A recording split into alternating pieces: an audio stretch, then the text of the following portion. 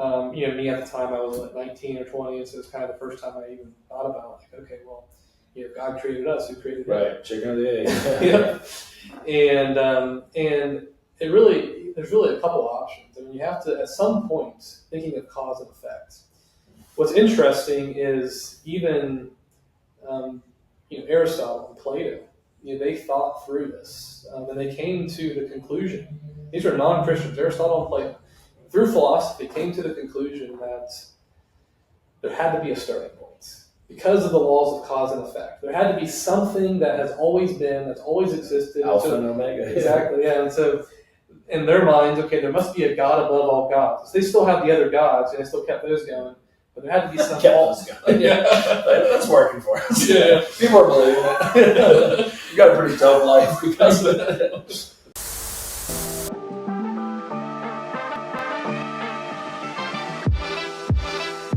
MyCore is on a mission to be the world's most people-centric company. The purpose of this podcast is to get to the core of people. I'm your host, Nathan Bourne, and I invite you to join me as we deep dive into the personal and professional lives of our guests. We're going to learn who they are, why they exist, and what they do. We're going to hear their stories, the good, the bad, and the ugly. In other words, we're going to talk to some really cool people. Welcome to the MyCore podcast.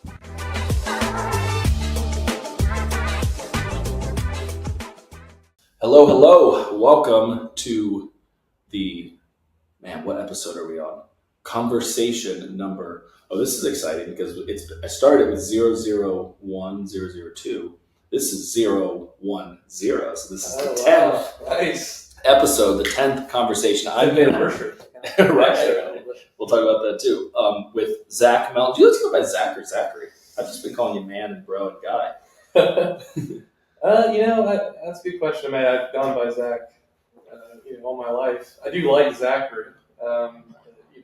Official. Specifically, Zachary T. Melton is what I really now we're talking. T in the middle. Let me start over. Hello, we are here with Zachary T. Melton live on the MyCore podcast. I just really like that T. Yeah, that T. What's it stand for? Thomas. Oh, very good. My brother. Thomas too. Well, now we're talking. Very good. Yeah, I'm super excited to have you here, man. Yeah, I'm excited to be here. It's been cool because we've connected. It's been about a year, I think, since we've known each other. Yeah, actually a year in October because you came to the breakfast a year ago. The Compassion breakfast. You're invited by Freeman, yeah. Freeman, yeah. It was on the pod as well. Yeah, we connected pretty well. Totally. I think. Yeah, and I remember seeing you there.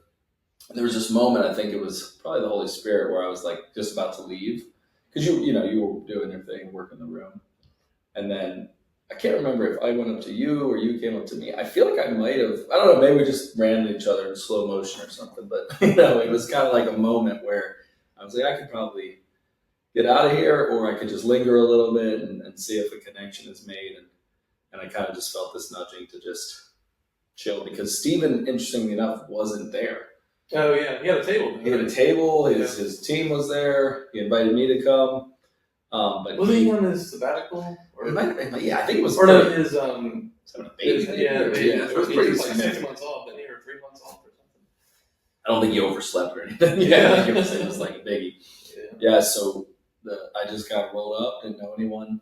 I didn't see Brett from C12, but and then we've sat down and had a few really cool conversations, almost like literally right here, right? We were sitting there, and I kept thinking every time we'd get into some good topics that we should just have the camera on and do an episode. So I'm stoked you're here, man. Yeah, glad to be here. Excited to see where this goes. Yeah, I'm not really sure.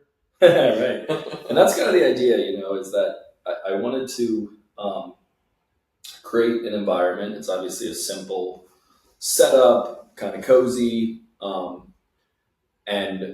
and just have a conversation about the things that are core to you, core to your beliefs, things that are going on in the world. And it was awesome because you're a really structured guy. Do you know that about yourself? Yeah, I guess I could say that. Yeah, I'm pretty structured. I create my own structure, but yeah, I like to have my structure. It's good. People like you can't stand people like me, but we make the world go round together. So I loved. That's why Ray and I get along so. I bet, right? Because he and I are much more. Yes, y'all are.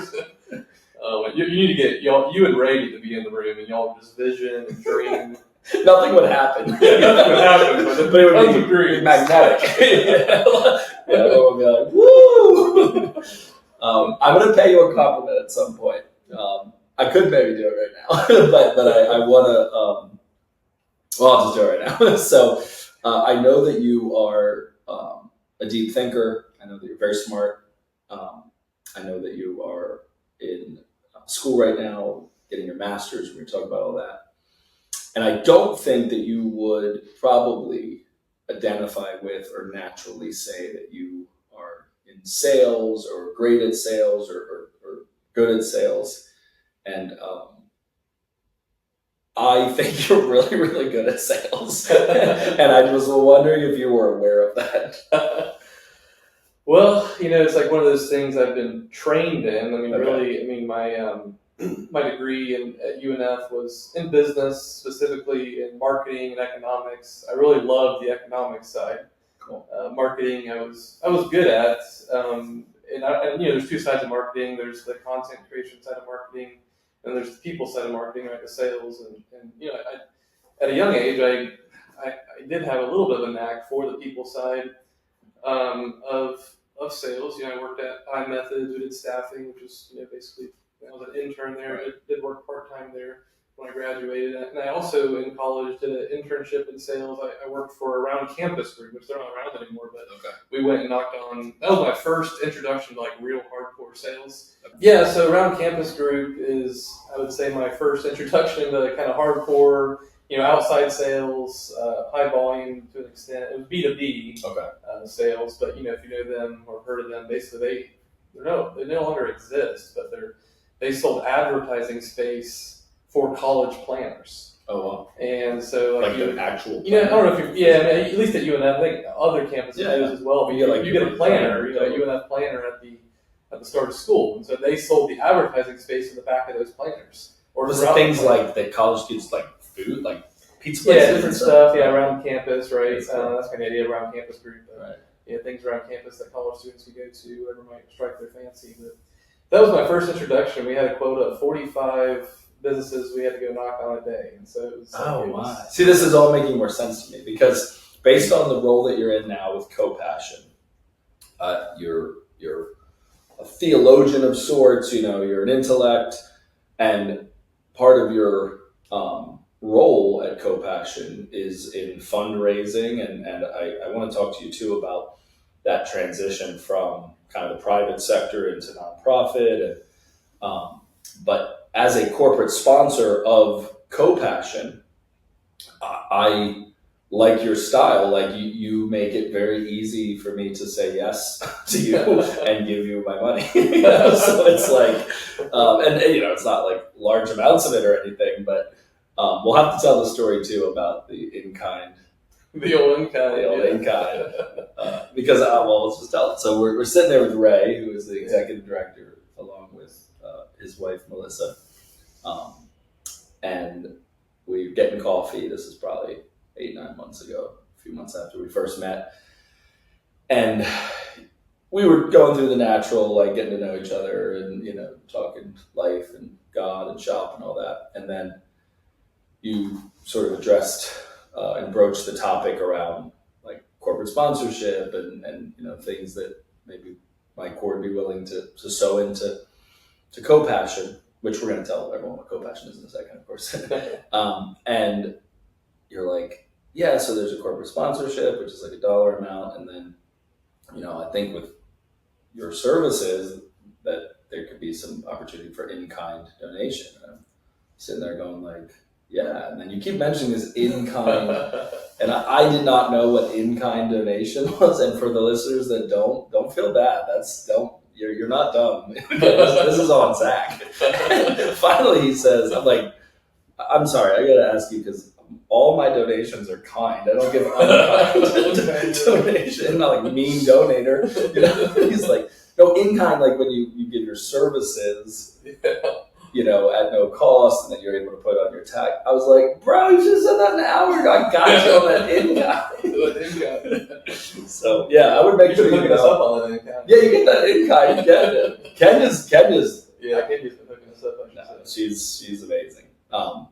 So anyway, I had to tell that little bit of story. So it's funny though, because in the year that I've known you and been interacting with you, and then now with Co-Passion and MyCore, you know, doing some things together at more of a kind of enterprising level. I love your style because you are very literal about the things that you say. You don't mince words, and I appreciate that. I don't either, but I'm very conceptual and very wordy, and like you said, more in the dream state and space. So you'll say something and I'll be like, yeah, let's do that. And you're like, great, when? What? Like, I'm going to need a date and a time. So you know how to book a meeting from a meeting. We used to call that BAM fam. Book a meeting from a meeting, including this podcast, which is really what I got off on, because this is our 10th episode, our 10th conversation, number 010, with Zachary T. Melton. And I had told myself about 9 times that I was going to put together a type form that asked the guest a series of questions so that we could be a little bit more prepared. And you said to me like a week ago, hey, do you have any like process or like some questions? And I was like, definitely, man. Like, what do you think this is? Well, I actually had to follow up with you on Monday. I don't remember that. Well, I had it created again. So in my mind, it existed. In my dear heart, I was like, it sounds like Ray. Yeah. You're like, I know this guy. So anyway, I want to thank you because you pushed me to do it. All right, I did it. Whatever night I sent it to you, that is what I did. Or maybe I waited till the next morning, but I was up till like 2 a.m. crafting these questions. No, it's great because it's repeatable. So now now you can just. Yeah. So I was going through the answers this morning, and you're an interesting guy, man. You got a cool background, and I'm excited to have you on the show today. So anyway, I've got like an actual structured thought process today. Oh wow. This is the first time? Yeah, pretty much. Yeah, and no promises. Yeah, it only took you 10 times instead of 10 years. You know, it's right. Like that's 10 years. So. I was going to say, you guys just celebrated a 10-year anniversary, which was awesome. We really enjoyed being there and celebrating with you. I thought it was really classy. Did you guys, did it meet your expectations? Like, what are your thoughts on it? Yeah, I guess, on one hand, it did. It exceeded my expectations. On the other hand, it obviously, our goal was to have. And probably this was a Ray goal. I love Ray. Yeah.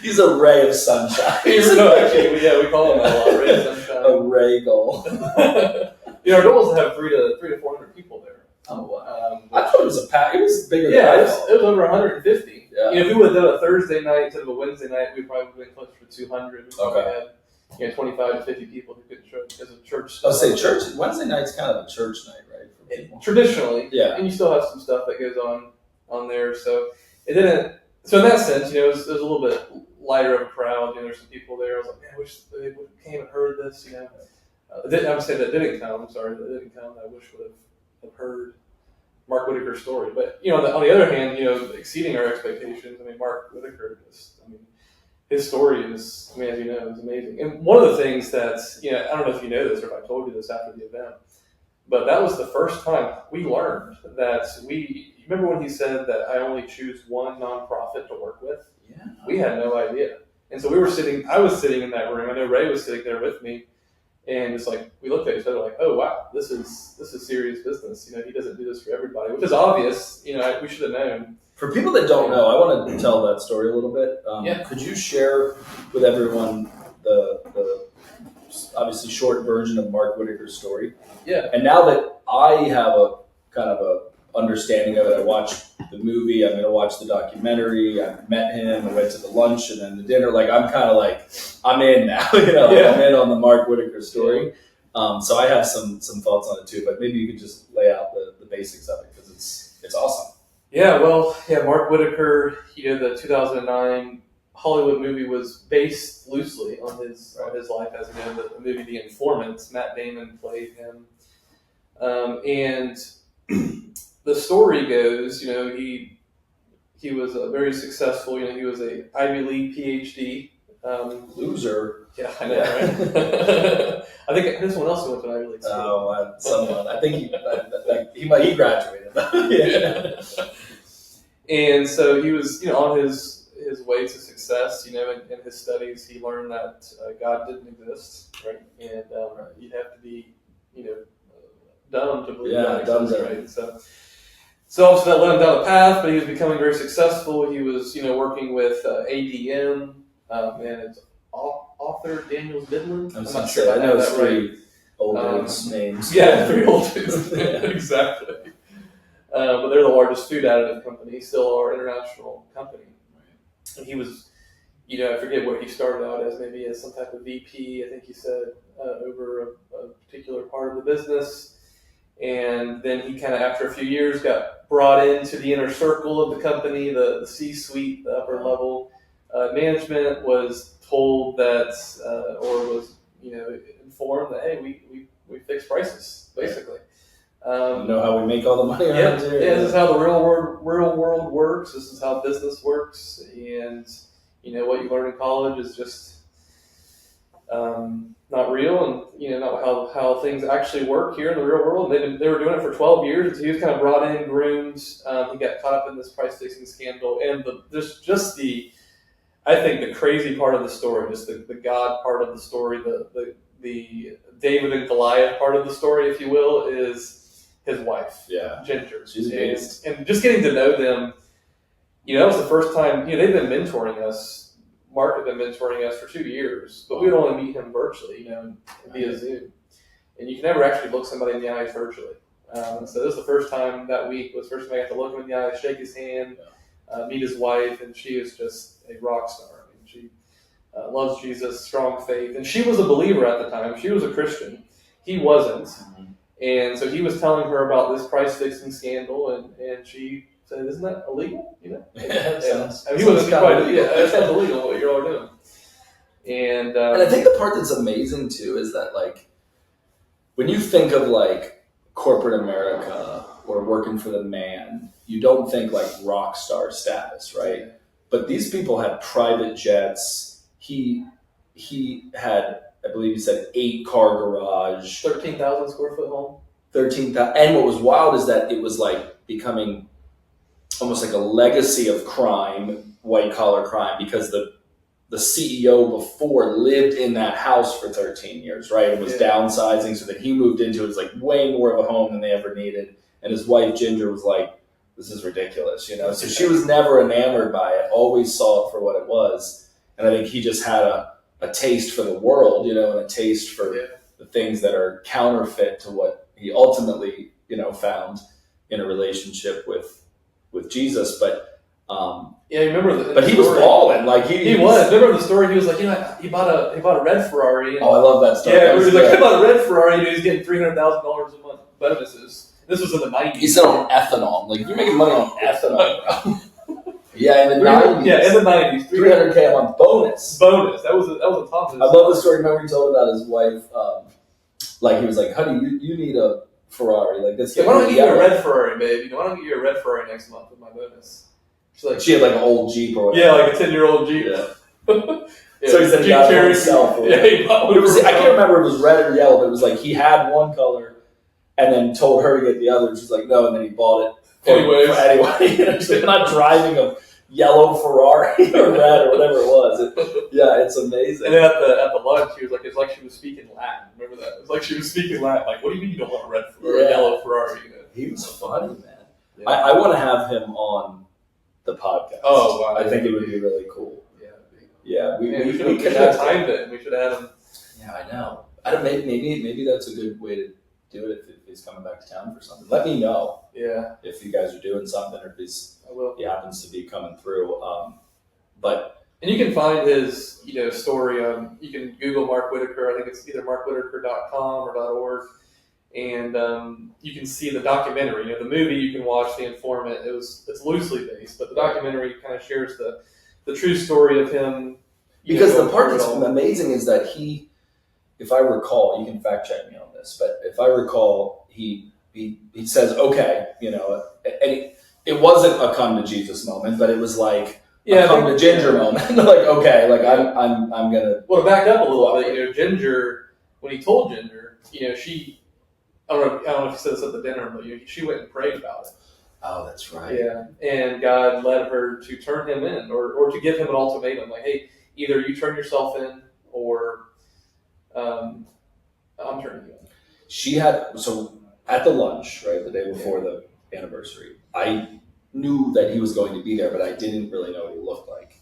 Yeah. And I had met Melissa formally for the first time, and she was up at the front table, and nobody else was really there except her and this other woman. And I was like, I'll just walk up there and sit, I don't know anyone here. Well, I didn't realize it was Ginger, and then Mark sat down. And I shook Mark's hand, and I was kind of like, is this the guy? And then I was like, oh, this is the guy. But she said something after the lunch, and it was really cool. She kind of right in this moment of the story, she said, yeah, I went and prayed, and God told me not to end.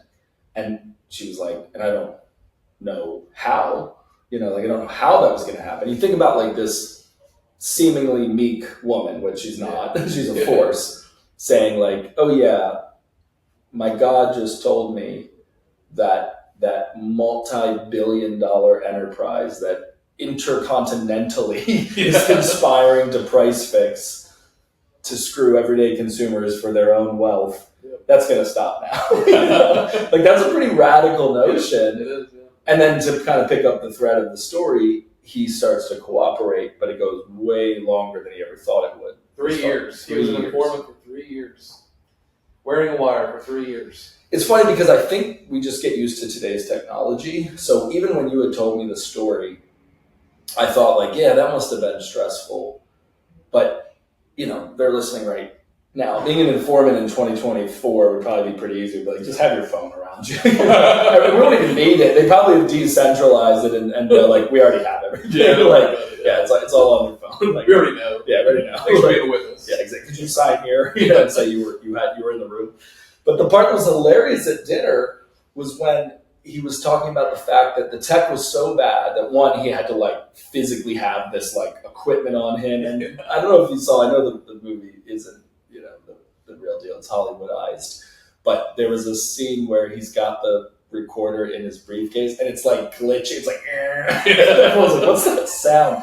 But the fact that the lamp. Yeah, the lamp. That is crazy, the lamp.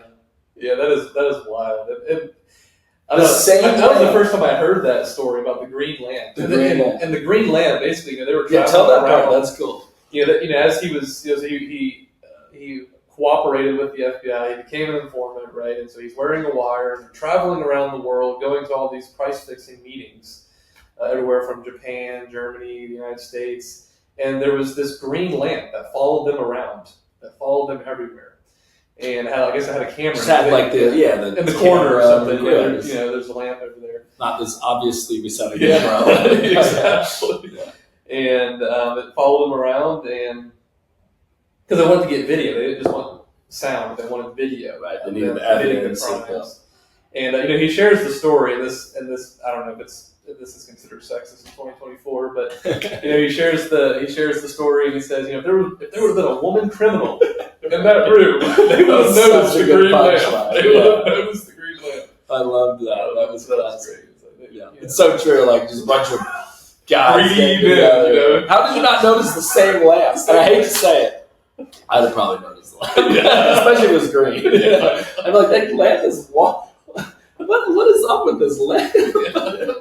There was that scene again. The movie's the movie. Was the green lamp in the movie? There was a lamp. I don't know that it was green, but there was definitely like a lamp. And there was a time where it was almost like silly, and they had to make it entertaining, obviously. But where like the guy he sits down like in front of the lamp, and they're really trying to get it on video that they're doing this. But it's like the back of the guy's head. So the movie's showing like the FBI people in the other room, and then the people doing their conspiring meeting, and he Matt Damon's character like does this very awkward, obvious thing to get him to move. It was like, I'm gonna need you to sit over there, and they're all kind of like, what's that, dude? like so the stress of 3.5 years of informing the FBI, wearing a wire every single day, and then he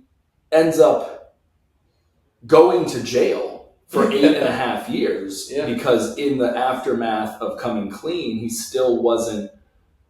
still like fitting his nest, right? He was doing things, writing checks and stocks and still just wanted to, as he put it himself, he was still greedy, even though he was doing this good thing for the government. He didn't really have like the right heart about it. And if he would have confessed to the FBI before they raided, he would have been off. He would have gotten immunity. Yeah, it was cool actually. In the lunch, the one guy raised his hand and was like, "So why did you go to jail for 8.5 years?" And he's like, then he told the story. Yeah, and the way that he said that if he had come clean entirely. And then the part that's even more amazing is that they go, dude, like you can't do this. Like we gave you a chance. And then they come back and say, look, you have like dedicated your life. It's going to be 6 months. 6-month plea deal. He had a 6-month plea deal. He was ready to sign the deal. He was in the room. He looks at Ginger. He said, it's all your fault, Ginger. I'm in this mess because of you. Rips up the plea deal, fires his lawyers, he goes and hires his own lawyers. And fights it in court and loses and gets 8.5 years. So the pride of man. Yeah. I love how he said too, he was like, I needed that. Like God wouldn't have gotten a hold of me if I went to jail for 6 months. And then he goes, I maybe just need like 2 years. Because Ginger was, I guess, on an interview somewhere on TV, and they asked, about the 6 month, like you said. She's like, I don't think 6 months would have been long enough. I think you needed more. Yeah. And he says 2 years would have been fine. Yeah, 2 years would have been better. So it's so cool to know that what you're doing on a daily basis with the team at Co-Passion has the mentorship and connection to that level of, I hate to say it this way because there was obviously a part of it that at the time was not so great, but influence, to have that level of input to kind of play in those spaces and the experience that he has in life. And now he is working I didn't realize that he was at Coca-Cola Consolidated. I also didn't realize it was a totally separate company. That was really cool. Not Coca-Cola Corporate, but Consolidated. Yeah. And that he's now in ministry throughout the company and in leadership. Yeah. VP of Culture and Engagement, I think. Culture and Engagement. Yeah, that company's doing just fine. They're a multi-billion-dollar company, 104 plants, I think he said. Yeah, they have chaplains at every single plant, or multiple chaplains, I think, at every single plant. They have kind of like a chaplain to person ratio that they try to hold to, if I remember right. And they see a lot of great ministry happen through the chaplain ministry. And Mark Whitaker he leads all of that. He leads the training as well. He kind of leads the training of the culture, trying to grow the culture. As well, and then also the ministry side arm. The T factor, which is kind of the external, right? They're trying to basically T factor is sharing the story of Coca-Cola Consolidated. Okay. And so how other companies can be like what they're doing. Could do things like that. The legal side of things. How can we integrate faith into our work without getting into some legal issues? And they're a publicly traded company. Right. They give 10% of their publicly traded profits to Christians, which I love that. so obviously there's reasons why they were able to do that, because I think that the CEO has a majority of the shares. But his story of redemption, is wild. So he, just to kind of complete that story, because I hate to leave it at going to prison. And then he went to prison anyway, so... That's where the documentary is going to leave you, is that he went to prison. That's where the movie's going to leave you. Right. But really his story of redemption is the greatest part. Yeah. So he goes to prison. Actually, how the story goes is there was a guy from CBMC, which is Christian Businessman Connection, which Mark was actually the COO for several years for them before he went to Coca-Cola Consolidated. Oh, wow. And so that's why he's been such a huge blessing to us, is because he's worked for nonprofit. He's raised a lot of money for nonprofits, like CBMC. So he's been able to mentor us in that arena. But there was a guy from CBMC, I guess, that came to his door. I forget exactly how the story goes, but was sharing the gospel with him the 6 months before he actually went to prison. Because if you remember, he tried to commit suicide. Oh, yeah. Carbon monoxide. Yeah. And so he had some recovery time there, and so they kind of gave him some time to recover before he went to prison. And I forget exactly how the story goes, but a guy from CBMC comes, shares the gospel with him. He was open to listening, but he still had this, I'm a PhD scientist from Cornell. I can't believe in these things. I can't be a scientist if I believe in God. Right. And so he goes to prison, and then Chuck Colson, who was a Brown grad. He was on the lawyer side of things. Yeah. He was also another Ivy League grad as well. Saw his story, and came to prison to share the gospel with him. And I'm trying to remember the book. Is it? The book is escaping me.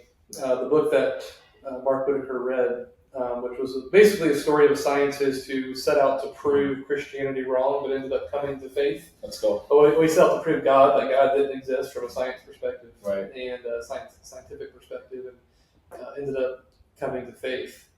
Surprised by Faith is the title of the book, and I can't remember the author's name. Cool. Surprised by Faith. And so that's actually the book that led Mark, through Chuck Colson, going there, sharing the gospel, giving him that book, like, hey, there are smart scientists, believe that, it's very logical to believe in God.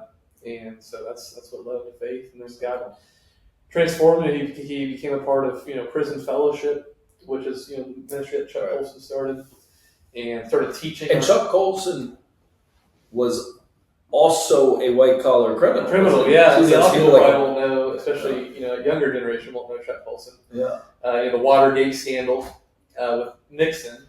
I have that right. Yeah. I know your history, but I trust you. And, the Watergate scandal, he was Nixon. Not to be confused with Watergate salad, which is very and he was Nixon's hatchman. So he did the dirty work for Nixon. I didn't realize that. And so, he got caught up in Nixon stuff, and white-collar criminal, went to prison, and he ended up coming to faith, too, as well, through that experience. And he started Prison Fellowship. Chuck Colson started Prison Fellowship, which is obviously a ministry to prisoners. And so Mark Whitaker got involved in that. He started teaching. Remember, he started teaching people English. I love what he kept saying throughout his message and story, which was, show me your mentor, and I'll show you your future. Yep. Yeah, that was such a great, resounding, kind of tagline or punchline. He was being mentored by people who were fixing prices. Right, I was going to say, right. Now he's being mentored in prison by Chuck Colson. And now he's mentoring you in Co-Passion, it is interesting that sometimes I think we give words connotations and we just sort of lock them in and go, oh, well, that must be bad because it sounds like this, or that must be good. Like, you don't think of being mentored by somebody that's grooming you for bad or for evil or for destruction. You think, oh, well, mentorship's all good, but no, he's had two different types of mentors, and he was probably growing and learning and stretching and getting a lot of the feelings that you get when you're in a growth stage, but obviously one ends in destruction, the other ends in construction. So that's really neat. So then he comes out of prison, and has been making a huge splash. Yeah, I think I forget the company. It was a cancer research company that I think was maybe the COO or something like that for when he first came out of prison. Then he ended up. I may not have this exact timeline right, but and you'll have to have him on your. I was going to say we'll fact check it when he's exactly.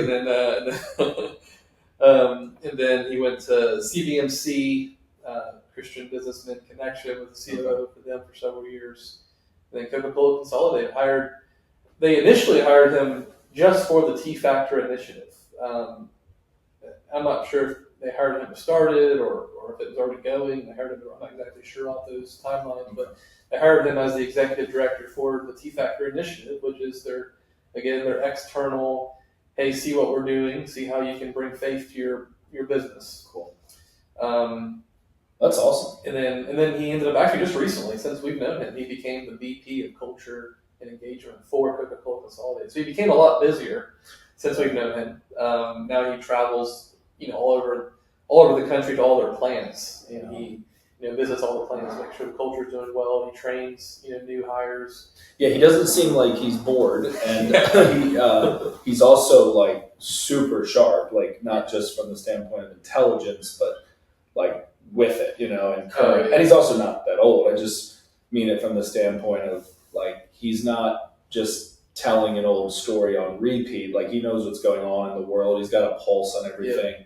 And I thought that was really cool and humbling even. I obviously feel a part of the Co-Passion, vision and mission, which I want you to speak to a little bit. But I before we kind of land the plane on Mark Whitaker, tell us how you got connected with him.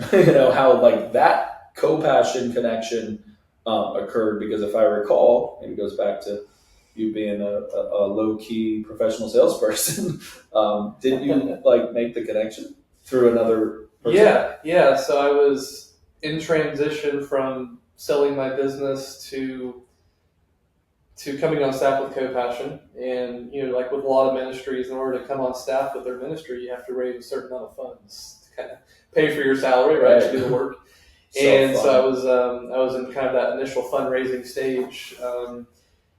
And so, I had, it was a God moment because, I was, whenever you do something like fundraising, a lot of it's similar to sales, but prayer, should be involved with it. Right. And others, nonprofits that aren't Christian that would fundraise without prayer. But you start making pondering. Pondering. Thinking. Thinking, at least. Go do some yoga, dude. You're about to ask for a bunch of money. And so, usually with fundraising, right, you make a list, of people that you can start calling and asking. Grandma. Yeah, grandma. I actually have a rule in fundraising. I don't ask family. So it's kind of a rule when I started fundraising. Actually, I did some fundraising before Co-Passion. Here's a question. You don't ask them, but do you receive it if they come to you? Of course. Yeah. So I don't ask. I just will make it wildly known. Happy Thanksgiving. Speaking of giving thanks, not asking. And, that might not be a rule for everybody. The reason why I chose that rule is mainly because of where my family, their faith, anyway, that I don't want to get too much into that depth, there, especially since we're recorded per se. That's the thing. It's funny, we get into some touchy topics, just in general. And, my parents are Christians. I just, they might not understand fundraising, might look at it negatively, just based on. They probably don't follow me on Instagram. Tell them to stop, follow me on TikTok. But anyways, to share the story, because it was a God moment. I was praying, and I had my initial list, and then God put someone in my mind who wasn't on my list, and I naturally didn't want to call this person. Have you ever heard the term chicken list? Have you ever heard that? No, I haven't. So it's funny you talk about the list, because in a previous career, we would do a lot of recruiting and selling, and you made your list, right? Just basic. It was like a real simple formula. It was like step 1, get excited. And step 2, make a list. But it always had to be preceded by get excited. So I don't know if you did that, right? But obviously you got compelled, you got inspired, and you made your list. And then what we would do is we had our chicken list, which was people that you were scared to call. Chicken. So it sounds like he was on your chicken list because you were like, this is someone I don't really want to call. And the reason why I didn't really know the guy very well. I mean, we had some mutual. And this isn't Mark we're talking about. This is the guy that connected me to Mark. Right. Which was a client, I think. I did a one-time job for him. Okay. Yeah, it was like a one-time. In your landscaping business. Yeah, landscaping business. We in my landscaping business, we did kind of the whole gamut. Irrigation, install, a lot of maintenance, commercial and residential, mainly heavy on the residential side of maintenance, kind of that upper middle class clientele. But yeah, I got this call from a guy, and he was like, "Hey, the HOA is mad at me because I don't have some bushes along this fence. Will you come install some bushes?" And sure, why not? And I just have to ask, because I love the little serendipitous moments and like how seemingly insignificant things can be sometimes. Yeah. Much like a mustard seed or any type of seed, and then it can just grow into an entire orchard. How did he know about you? Did he find out? some mutual connections. Okay. Actually his daughter goes to church. Oh, okay. And so, so he kind of traveled. He lives in Pennsylvania. He lives in Pennsylvania now, but this was like his second home down here in Florida. And his second home was 3 times bigger than my first home. Anyways, than my only home, and not my first home. Yeah, that's awesome. But so it was like a mutual connection. Mutual. And you were going to do a little bush. Yeah, like hey, the HOA's mad at me. I don't, they don't like the architectural appeal of this. He's put up a fence. There wasn't enough, landscaping, around the fence, and so I had to put a row of bushes in, which, basically my employees did, and I talked to him the whole time, which was fun, and because we had some great stories. He shared about his involvement in CBMC, and we kind of shared our mutual faith. I shared about my passion to try to integrate faith in my business at the time. And so, that job was a very encouraging job, so I just remember talking to him, Right. And so, I think he was happy. Hopefully the bushes survived. I can't guarantee that. I actually had people sign waivers that I can't guarantee that your bushes or your trees or whatever I put in your yard is going to survive. Which is, if you're going to start a landscaping company, I highly recommend doing that. Yeah. Give them the tools so that they will survive, but don't. They'll come back and be like, those bushes died. Like, that's on you, bro. I told you what to do. I can't come water them for you. That's funny. But anyways, and so I was praying. I was in the process of selling my business, doing my initial fundraising for Co-Passion, and God puts this guy in my mind. Wow. And I'm like, I haven't talked to him in over a year. I'm going to call him up and ask him for money. And so... Oh, you must have loved that moment with God. Yeah. Like, really, dude? Yeah, really? So, hey, call him up. Hey, Dan, how's it going? You remember me? I did that. Oh, bushes. or not. Yeah. Oh, they all died. Speaking of death. And life. So, anyways, he was thrilled to hear what I was doing. He ended up becoming a donor. He's been a donor of mine the last 4 years. A very, very generous donor of mine the last 4 years. So very thankful that I followed God's advice on giving him a call. And he's been a great friend as well, and just encouragement to me. He has a heart for faith and work. Nice. Integrating faith into work. He loves CBMC. That's probably that's how he knew Mark Whitaker. Okay. I'm not sure, but I'm sure he was a contributor of sorts to CBMC, and that's how Mark and him became friends. And so, one day, me and Dan were talking. He's like, hey, have you heard of this guy, Mark Whitaker? And he starts telling me a story, and I was like, no, I haven't. I'd love to meet with him. Actually, the first email I sent to Mark got lost in email land. And then Dan followed up with me actually about it. He's like, hey, did you ever connect with Mark? And I'm like, no, he never responded to my email. So I think I resent the email or something. And then Dan... And how long ago was this? Well, this would have been... It'll be that long ago. Yeah, he's been mentoring us for 2 solid years. Okay. So about 2-ish years. Yeah, so maybe two and a half years. But it was like January or February, somewhere in the early year of 2022, I want to say. No, 23. Yeah, it was like early 23, because it was like solid 2023. He helped us, and then because he meets with us once a quarter. Mark does, and so solid 2023, solid 2024, and then we had this 10-year anniversary, and Ray had this huge dream, huge vision of what the 10-year anniversary could be like, and just kind of celebrating God's faithfulness over the last 10 years. Getting people aligned to the mission, where we're headed, and it's like, hey, why not have Mark Whitaker? Right. Keynote and share his story. And Mark has just been a huge blessing. I mean, he's given us his time, which is extremely valuable. As I said, apparently we're the only nonprofit ministry that he mentored at the time, which is just an honor. And he's given us tons of great advice, as we talked about. And he came for free. I mean, I think we may have paid his wife. I think we might have paid Ginger's ticket, flight ticket. Yeah, something like that. Actually, not only did he come, I mean, Coca-Cola Consolidated, they gave us $10,000 to. So in a sense, he paid us to come. I was going to say, right? He donated. Yeah, and I think they called it in kind. Real kind. They got real kind. Yeah, so Mark's been doing that in kind. Yeah. That's good. And it's just been a huge blessing. I mean, having a speaker like that would cost us. Oh yeah, tons of money. Thousands. You couldn't get it for $10,000. That's for sure. Yeah, so with that much story and fanfare and press around it. Yeah.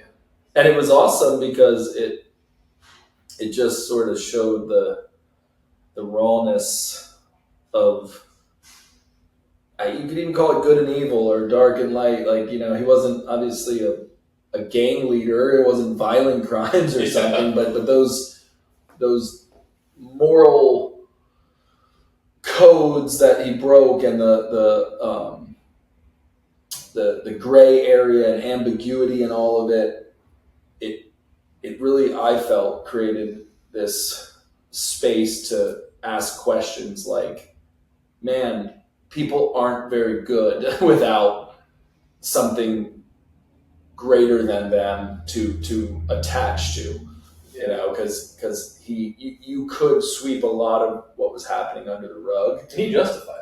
Justified it. It's only a few dollars here and there. Yeah, everyone does it. All those kind of justifications. This was the real world, and that indoctrination that he was getting, he was being groomed to have a mentality around it so that it could keep going and going and going. And then it really is interesting that the fact that, especially right now, I think relative to like the American dream, inflation, politics, the election, all things that we should totally talk about. but just like the idea that, like, big deal, your cornflakes is at 30 cents more. And it's like, yeah, but do you know what that means at macroeconomics level of how that affects hardworking families? I mean, I think we're in a moment right now where it's insane, like I do quite well and I'm like, what did we will go to Publix and I will buy, I'm telling you, nothing. Absolutely nothing. Yeah. Chips, it's like, okay, this is going to get us through lunch. And then some of this will spill over until tomorrow because there'll be like some extra bread and some extra whatever. $117. And you're just what the freak is going on? Well, it's funny you say that. I spent like $120 at the grocery store last Saturday, and I feel like our fridge is empty. Yeah. I'm like, what is going on? You go to the grocery store again. It's a real issue. So you almost wonder, as I was hearing the story, I'm like, is that happening right now? Is there some type of price fixing going on? Well, lest we get involved in some type of conspiracy theory here, but I mean, I'm sure, greed, pride is, one of the seven deadly sins is right. in Christian theology over the centuries. And just him justifying it, if you remember, he justified it to Ginger. I don't know if you remember that story, but it's only, this was in the 90s, so $5, maybe like $15 for us, right? But Ginger, it's only $5 more on their grocery bill. Every time they go or something like that, so maybe $10 a month or something. They're paying extra on their grocery bill because they're fixing prices. And Ginger thought of her, her grandmother who's on a fixed income. Right. $10. That's for some people, that tips the scale. Can tip the scale. And so and I don't know. I do have some thoughts on why we're experiencing inflation, but I'm not an economist. What do you think?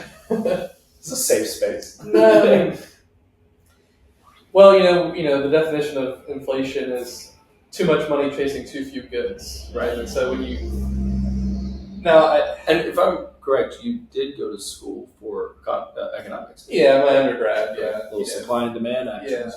Yeah, I remember my economics teacher drilling that in our head about inflation. Too much money chasing too few goods. That's the definition of inflation. And so when you shut down and a globe. Yeah, not to say that was wrong or right or anything, but when that happens. Yeah, when that happened, when you shut down an economy, i.e. too few goods, and then you give people money, you pump it full of too much money. And so you just did the recipe.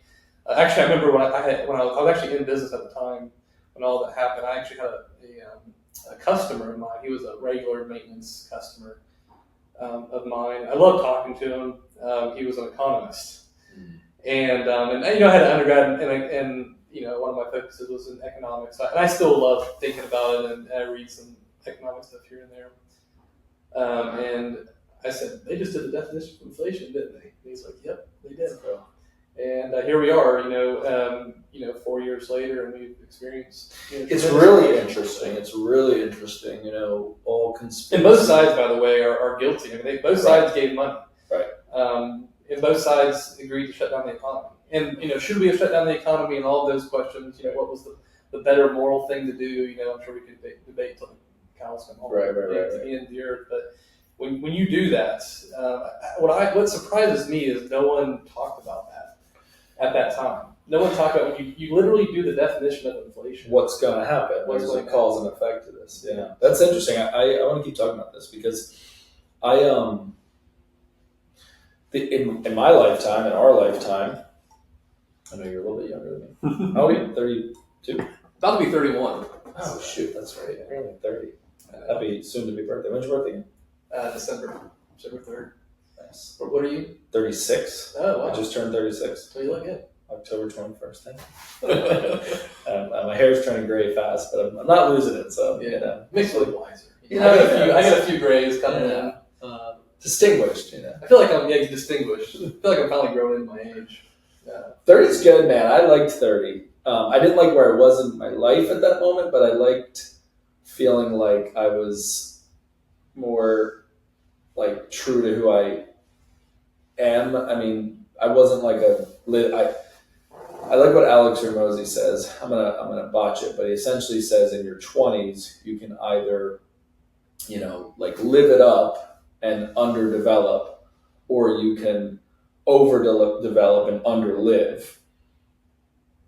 Pick your poison. So for me, I overdeveloped and underlived. I didn't do the things that you do in your 20s. I had my first child when I was 23 or 24 when she was born, and built a company and skills and family, and did not do it up in my 20s at all. So there's like the element of FOMO or missed out on a lot of fun, but I don't think I would trade that. I kind of I'm watching some of my peers try to catch up to the thought processes and the philosophies and just sort of make their way in the world. And at the risk of sounding arrogant, I'm like, yeah, I remember my first beer. I remember the first time I started reading personal development, come on, dude, get with it. So no one specifically, but just kind of the whole generation of mid-30s. Our generation of delayed adulting, I like to call it. Right. And then that opens a whole other topic up around biology and the fact that you gotta have those kids or you're not gonna be you're gonna be old with children, which is fine too. But I digress. But what I was kind of wanting to pinpoint there was in our lifetime,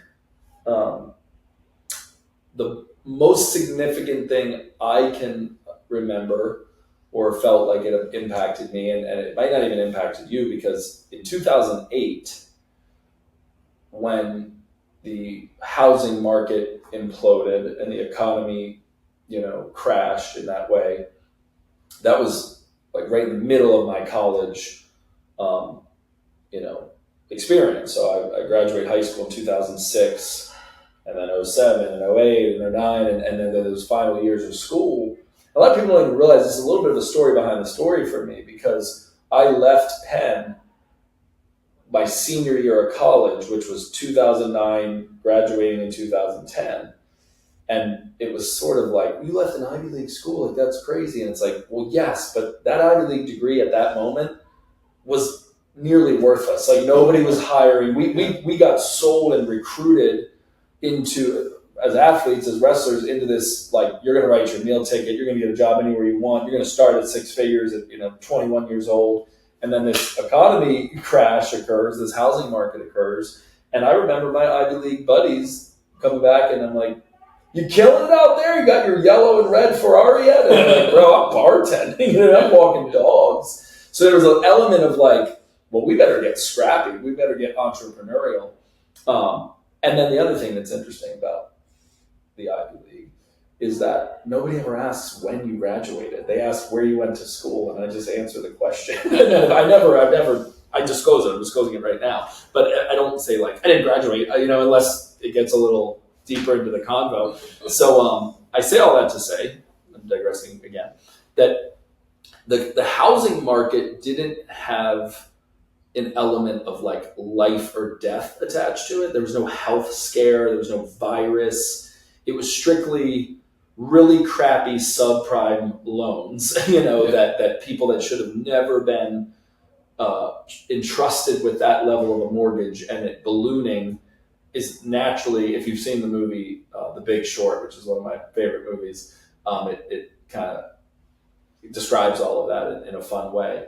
But there was something so different about COVID because it had this level of fear around your mortality, safety, and I mean, it really got weird there for a second, right? Where it was like, you're going to kill my whole family. I can't believe that you aren't wearing a mask, or you came within 6 feet of me.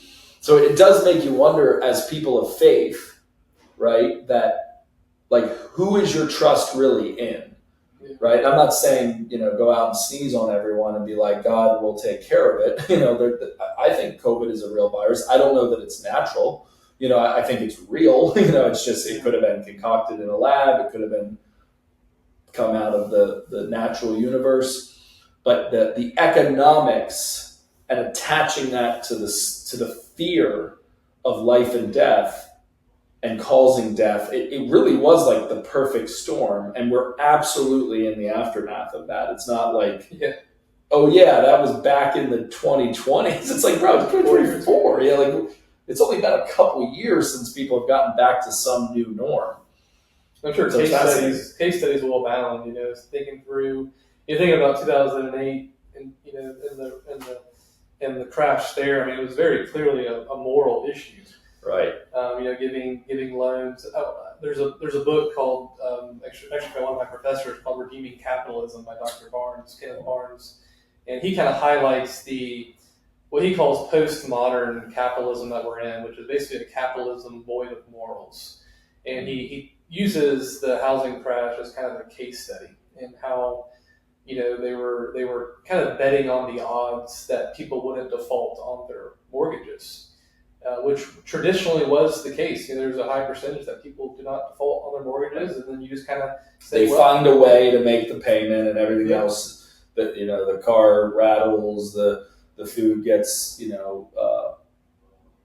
there's less food in the pantry, but they make the mortgage, right? Yeah. So it's like they bet on the fact that would be the highest priority, and they wouldn't not. Yeah, and traditionally, historically, that was the case. People tend to not default on their mortgages, and I forget what the percentages were. He kind of lines it out, he shapes it in the book or talks about it in the book, and so that's why they started handing out mortgages like candy. And so you're handing out mortgages, you're giving people 2 mortgages that can't really afford it. And so really that's a moral issue, on our system that allowed that to happen. Not stewarding things well, not giving things to people that, giving that they couldn't really afford. Right. Whereas, COVID's a little bit, I don't even know if I've processed it fully, to be honest. Right. Where is the moral lines there? I mean, is it more moral to be safe and for people's health, or is it more moral to allow people to thrive in the economy and freedom, keep the economy going so we can, when you shut down the economy and you cause inflation, obviously, now you're causing people to not thrive as much, right? And so, you think about the 10 Commandments, thou shalt not steal. The opposite of stealing is prosperity, is causing people to thrive. And so when it's interesting, people don't recognize, I think, often how much theft plays into inflation. Yep. Right? If you steal a candy bar, right, I mean, you are causing inflation. So that's an interesting connection there between thou shalt not steal, and ultimately cause inflation. Well, I wasn't connecting thou shalt not steal to inflation, but I was connecting to the opposite. You think about the Ten Commandments, Right. Right. You think about the opposite of them. The Ten Commandments are the negative. Thou shalt not. Thou shalt commit. Well, thou shalt not, commit murder. The opposite of that is thou shalt cause my brother to have life. Right. Yeah. Don't hit him with a rock. Don't hit him with a rock. Be for his flourishing, right? Be for your brother or sister's life. Thou shalt not steal. The opposite of that is, well, let's create systems in which create flourishing, And so but then the other side, right? Because you can make a case easily for the economic side of COVID, right? We caused lack of flourishing. We caused things to decline, and we caused them to some degree. I don't think all of it was blamed on what I said. I think there were other reasons why inflation happened, but we caused inflation, which ended up decreasing people's economic flourishing. Completely. But then on the safety side, and that doesn't even include the mental health side of things. I mean, that's just strictly like supply and demand. Okay, I normally go out and I go to a restaurant once a week, or I, get my hair cut in this way, or like just your normal systemic ways that it all works. Yeah. That gets not restricted, it gets like shut down in one full swoop. That is going to have a lasting effect. I mean, I think we're probably looking at 2030 before we even understand it. Yep. Whatever it is. So it's kind of interesting too that some people will adapt more quickly, and you get into a little survival of the fittest, not Darwinism, but just the basic idea that the people that get scrappy and get agile and get innovative. I could speak to it, I won't for the sake of time, but there's things that we did at my core that like positioned us to thrive through it. And I often think of it as like, oh, that was serendipitous, or thank God. And it was all his favor. There was also an element of like, I had a lifetime of surviving and figuring it out and having to navigate tough times that I was like, well, here we are again, and I think a lot of people didn't handle that so well. And now there's like, particularly I think about this around like entrepreneurship, right? And from having a business, how much energy it requires to keep going and keep going and keep going. And you're always like on the brink, there's just like a little bit of a looming fear all the time, that the saber-tooth lion is going to devour you. I remember waking up and not being able to sleep, right. Mind turning, like I have to go make payroll or this and that. Don't describe me like that. Don't talk about me like that, Zach. Don't do me like that. Yeah, so there's, and what's wild too is even after I think it's like PTSD, because typically you have to go through that, and then you'll get over that or beyond that, and yet you think something else it is. Like it's like every level has its devil, so it might not be that like kind of make payroll this week, but the same feeling is there, and it's some other, and I'm like we got past some of those things, you know what I mean, that were like life and death, but I think I just have PTSD from it, because I still wake up in the middle of the night. Well, my son makes sure of it.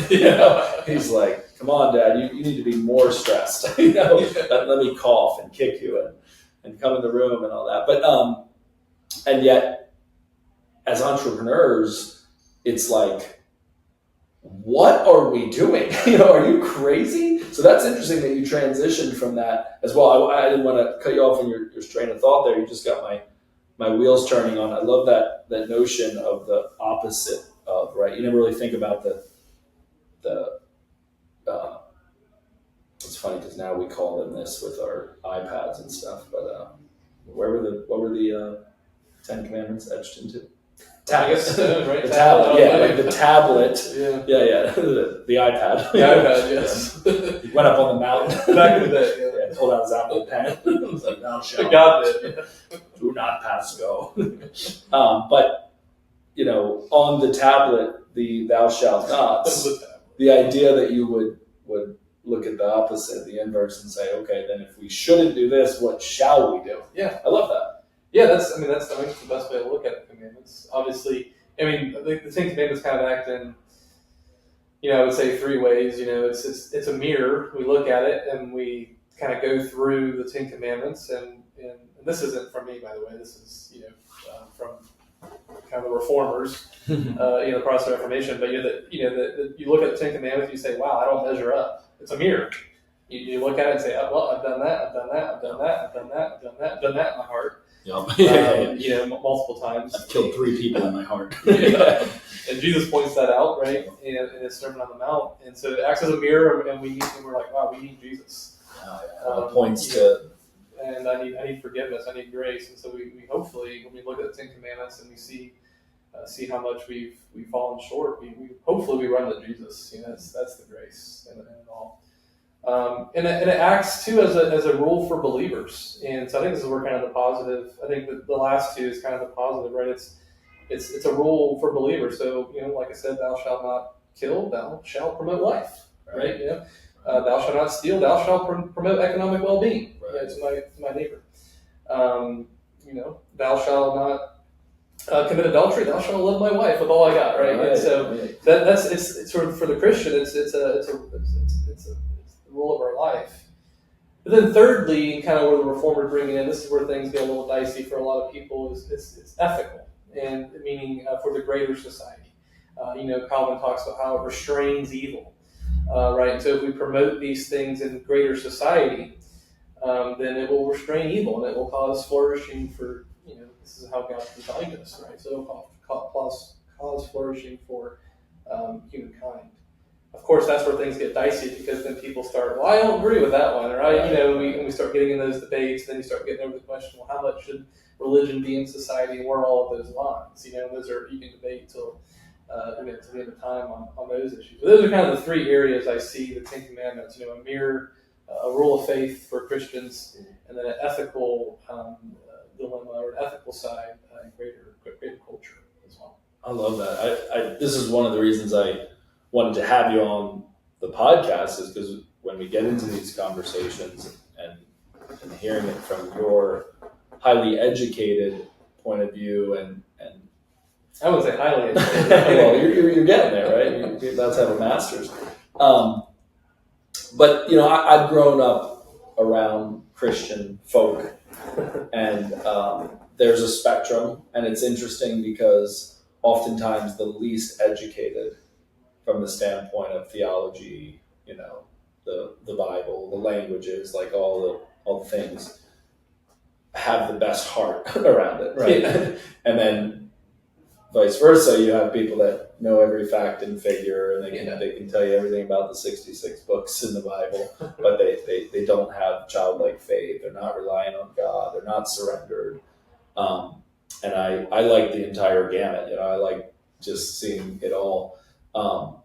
So answer me this: why, having gone from, other than the natural stresses of it, it's a pretty big deal to go from being a business owner, running a business, building your enterprise, to saying, you know what, I'm going to go into ministry. I'm going to go into the nonprofit world. I'm going to go and get a degree. And correct me if I'm wrong, but is it technically seminary school? It is, yes. It is, right? We're in Commonwealth Seminary. It's a master's graduate level. Tell me about that moment. Like that's a pretty different vision for your life. And it's also got my wheels turning, because we launched the MyCore Academy, and we're doing it in series. Yeah. And the first series that we've kicked off, this 5-week series, is titled The Art and Science of Vision. So we're unpacking together, and it's cool. It's pretty academic, actually. At this stage, it's all certified and everything, kind of world according to Nathan and MyCore and the group. But long term, I've even had visions of I bet we could probably make this more official, But anyway, so I'm curious, because we were kind of unpacking this in our workshop the other day, around when in your journey can you peg, or can you pinpoint a moment where it was I don't know, maybe you went and checked on the bushes and they were all dead, and you're like, I'm out of here. Or, oftentimes it's not Zachary T, this is God speaking, it's still small. It could be a big event, but can you kind of pinpoint when you felt and or the Lord told you, yeah, this is not the plan I have for your life? Oh man, what a big question. No pressure. Yeah, I mean, I've always been a thinker. I've always been one who wonders, one who asks questions, and it never goes away when God's wired you a certain way. It doesn't go away. And I've also, on one side of me, I've always been this kind of wanderer, this thinker, this sit around and talk about abstract ideas that no one really cares about, probably. Yeah.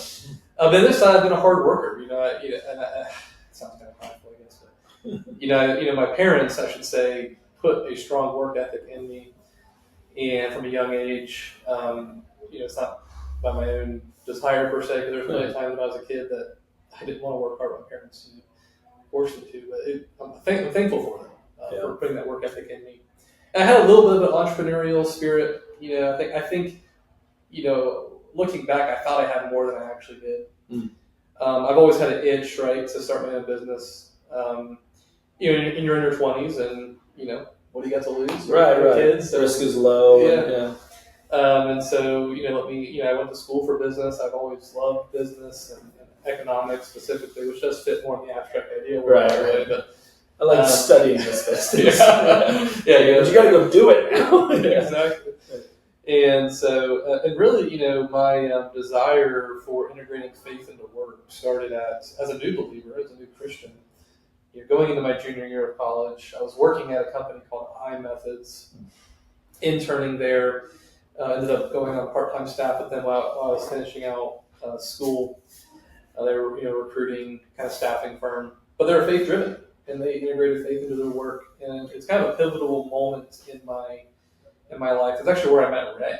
He wasn't working there, but he came. I did wonder that. Yeah. He came and did a workshop there, and so iMethods really gave me this vision for oh wow, I can be a Christian. I'm not just a Christian on Sunday mornings, but I'm a Christian, Monday through Saturday as well. Yeah, you're not in hiding. That's something that I'm pretty bold about. And I'm pretty bold about it in both sides. Meaning when I'm around my Christian friends and buds. Yep. I'm probably still going to curse because I just love it. I just freaking love it, And I'm working on it, but I think it's so important to integrate the realness of it and be authentic. So it's we compartmentalize it in both ways. We'll say, over here on Sunday morning or Wednesday night or in small group, I act a certain way, and then over here I act a different way. And then some people might get real, proud of themselves and say, hey guys, I was over here at work and I acted Christian. Yep. It's oh, that's cute. I remember my first witnessing, whatever. But what about the other way? Why don't you show us a little bit of that anger you got? Why don't you show us a little bit of that stuff you're struggling with? So I try to keep it real in both of these worlds because I prefer them to just coexist in an integrated way. And I've found that people have a lot more capacity than we give them credit for. We talk about this a lot in C12 too, because I think that business owners that are Christians and just professional people in the workplace, kind of just in general, would be shocked at how many liberties we have legally, not in your heart or God will protect you. You are allowed to do these things, and as long as you are not, actually Mark Whitaker talked about T factor will, if you want, from those who are doing it really well, right? These are constitutional rights. Yeah. But from a perspective of, this is a publicly traded company that is integrating faith into their business. When you're a privately held company, people are kind of oh yeah, of course. Yeah, do what you want. But this is a publicly traded company that has all the legal rights to integrate faith into. Now, of course, you can't force people to believe what you believe. You can't force people to fire because they don't. Hire because they do. Yeah, exactly. And so, actually, Don Richard from the launch even said, we pray that we hire non-Christians, because we can show them the love of Jesus. And obviously, you want to be careful, and they're careful about forcing it down people's throats and all those things. But anyway, back to your point, living an integrated life. And so that's where, for me and my story, started at iMethods. I ended up actually, I did work a job after iMethods for a year, and I got some great experience. I won't go down that rabbit trail, but I ended up actually, after that job, I actually went into a ministry. So I actually worked a couple years at a nonprofit. I had to do my first round of fundraising. So that was kind of where my experience came before I came on staff with Co-Passion. And I saw, it was a great ministry doing great work. I won't mention the name, but I saw an unintegrated life. There's actually a moment in that ministry that I remember they did a really cool thing. I learned a lot from that ministry. Actually, what I learned most from that ministry is I love to teach. Before that, I didn't think I was a good teacher, or I liked to teach, or I would even think but that's where I really learned. And this leads into why I came on staff with Co-Passion. I learned I loved teaching. I loved advancing ideas and knowledge and things of that nature. But they did this quarterly, and this was a great thing. They did this quarterly day of fasting, prayer and fasting. Cool idea. And actually, that's where I grew a lot in my fasting habits. And so they did this quarterly day of prayer and fasting. You didn't have to go to the office. It was in North Carolina, actually, Nashville. Was their office. But you didn't have to go to North Carolina necessarily, but there was a few times I ended up at the office for the day of prayer and fasting. And one time I was in the president's office, and it was, we were around the tables, the president and a few others. And, I remember one of the people saying in their prayer something along the lines of, and I'm sure they had the greatest intentions, but this clicked in me. This was a watershed moment for me as well. Was God, I thank you that we get to do work that really matters. And oh man, that just ate me to the core. That it really frustrated me in that moment. It's like, so the work that these people are doing, who are giving all the money to fund this ministry, their work doesn't really matter. And so, wow, that's interesting. Yeah, that really that came from iMethods. It came from meeting Ray and learning about the C12 culture and those kind of things. Business as a ministry. Yeah. And so when I started my business, when I left, that ministry, I had an itch to scratch, as they say. I studied business. I wanted to try it out for myself. That was my vision for. I wanted to integrate tools into my work. I ended up partnering with somebody that was also a Christian and had that desire as well. We had some visions, some dreams that just that they didn't materialize, and ended up kind of ending. And the reason why I left, and there's multiple reasons. Ultimately, God was calling me. Ray came to me and asked me to come on staff with Co-Passion. Melissa and I prayed, over a season for that, if I should do that or not. But one of the big reasons as well was, things weren't going well in my business partnership. Not to go down that rabbit trail too much, but things were just. So you were equally yoked in the sense that you had the same faith, same kind of vision, heartbeat. Yeah. But there was a tension or a different approach. Partnerships are hard. Yeah, man. I mean, they seldom work. I know, and it wasn't a different approach. I mean, I would say we were pretty well yoked. It's just, my friend had some struggles in life. Well, we all do. We all have struggles, and so personal struggles that were detrimental to the business. And you were probably having to carry a lot of the weight of that. It just came to a point where it's like, I love you as a brother. Yeah. I can't be a partnership. I remember us talking about this. For the sake of my family and just even for the employees and as well, actually, had an employee come to me, and there's some issues, and so we ended up, hopefully we had a cordial, separation. Technically, the business still exists. Right. It's a team. We kind of liquidated I had 60%, he had 40. We liquidated 60% of the company. He kept 40. We paid off all the debts, and I took what was left to help me transition to Co-Passion. But I love that you didn't go I don't want to say overcorrect, but I think sometimes we have a tendency in life to hit a little bit of a rumble strip where we are thinking this is not of my making, this is not my jam, this is not where I want to be.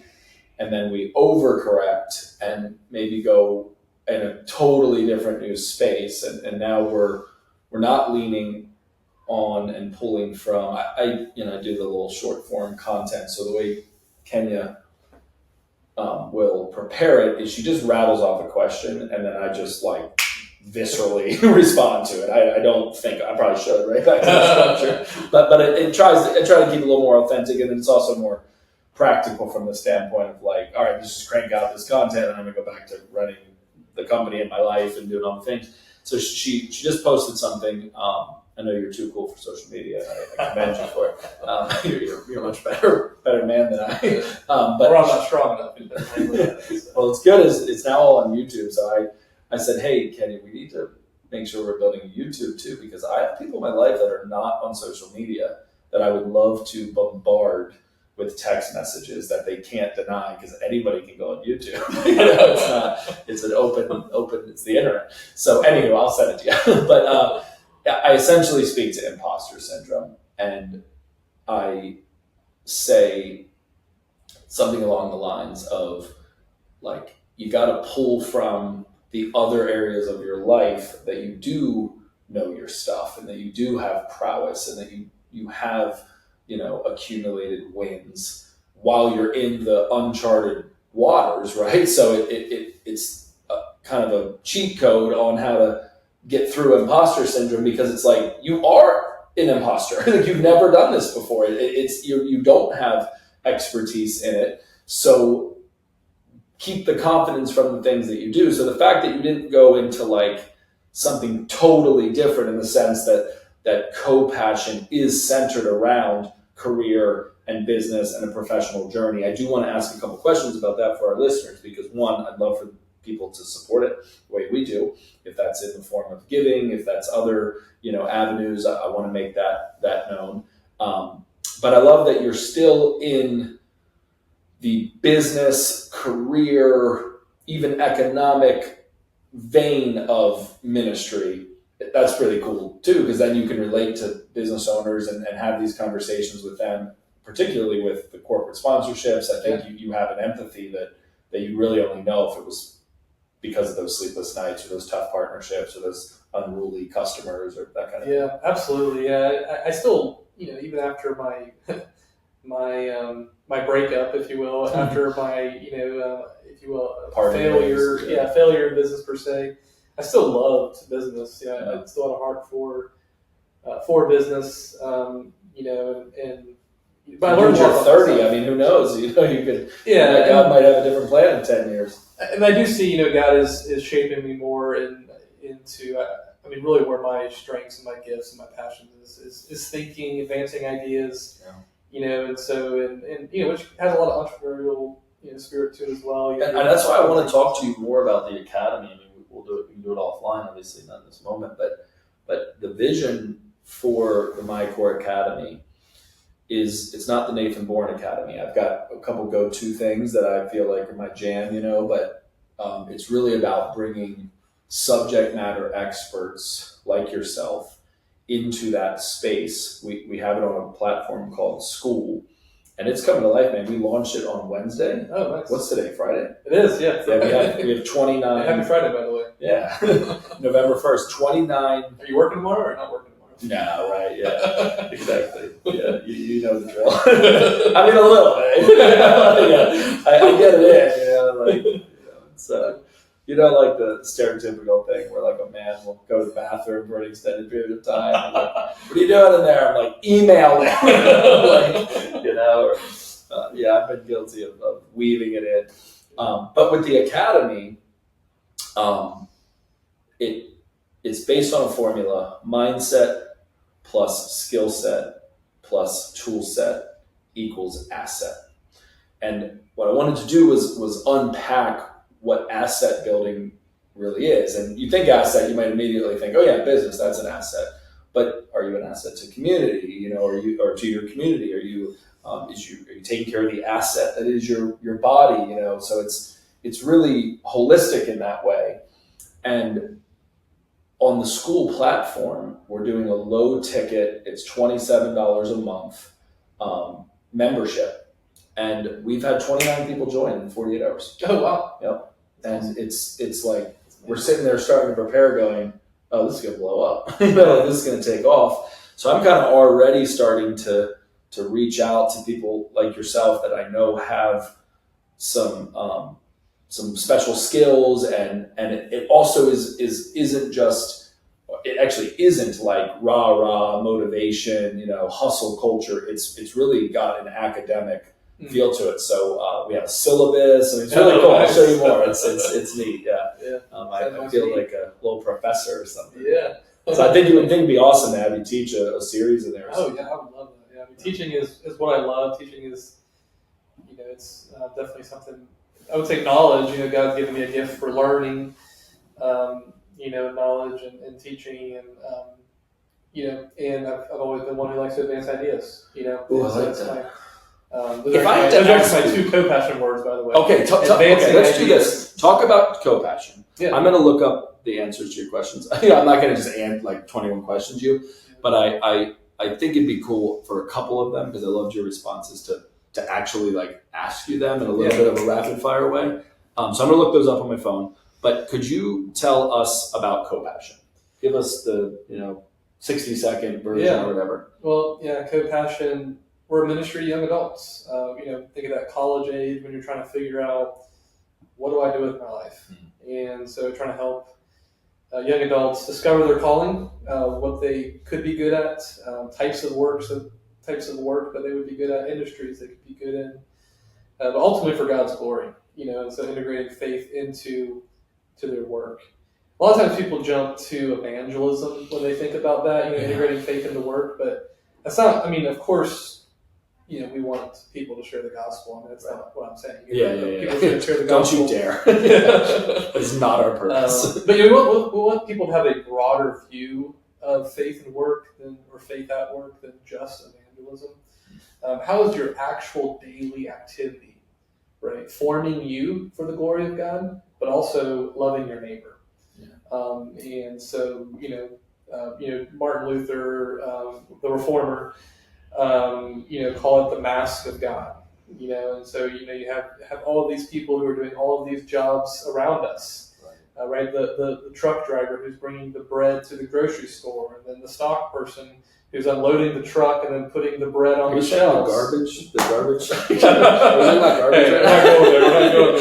there. They do calling me garbage. They do clean up the environment. That's right. We're thankful for our garbage men and women. By the way, it's so crazy the world we live in, how quickly things are, the virality of it, because, I mean, what was that, like yesterday, the day before? Well, I think it does showcase, I will say that, all of that just that topic in general, if we think of it just from a theological perspective, it really does showcase, and really an ethical perspective, it showcases the lack of respect for people's work, right? I mean, the garbage men and women are great examples of the mask of God that Martin Luther talked about.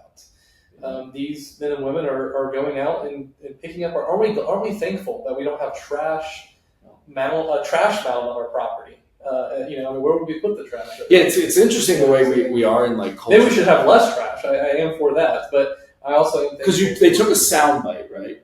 That said, Trump supporters are garbage, right? You've seen all this happen. I've read a little bit about it. Yeah. So we're talking 48 hours here, right?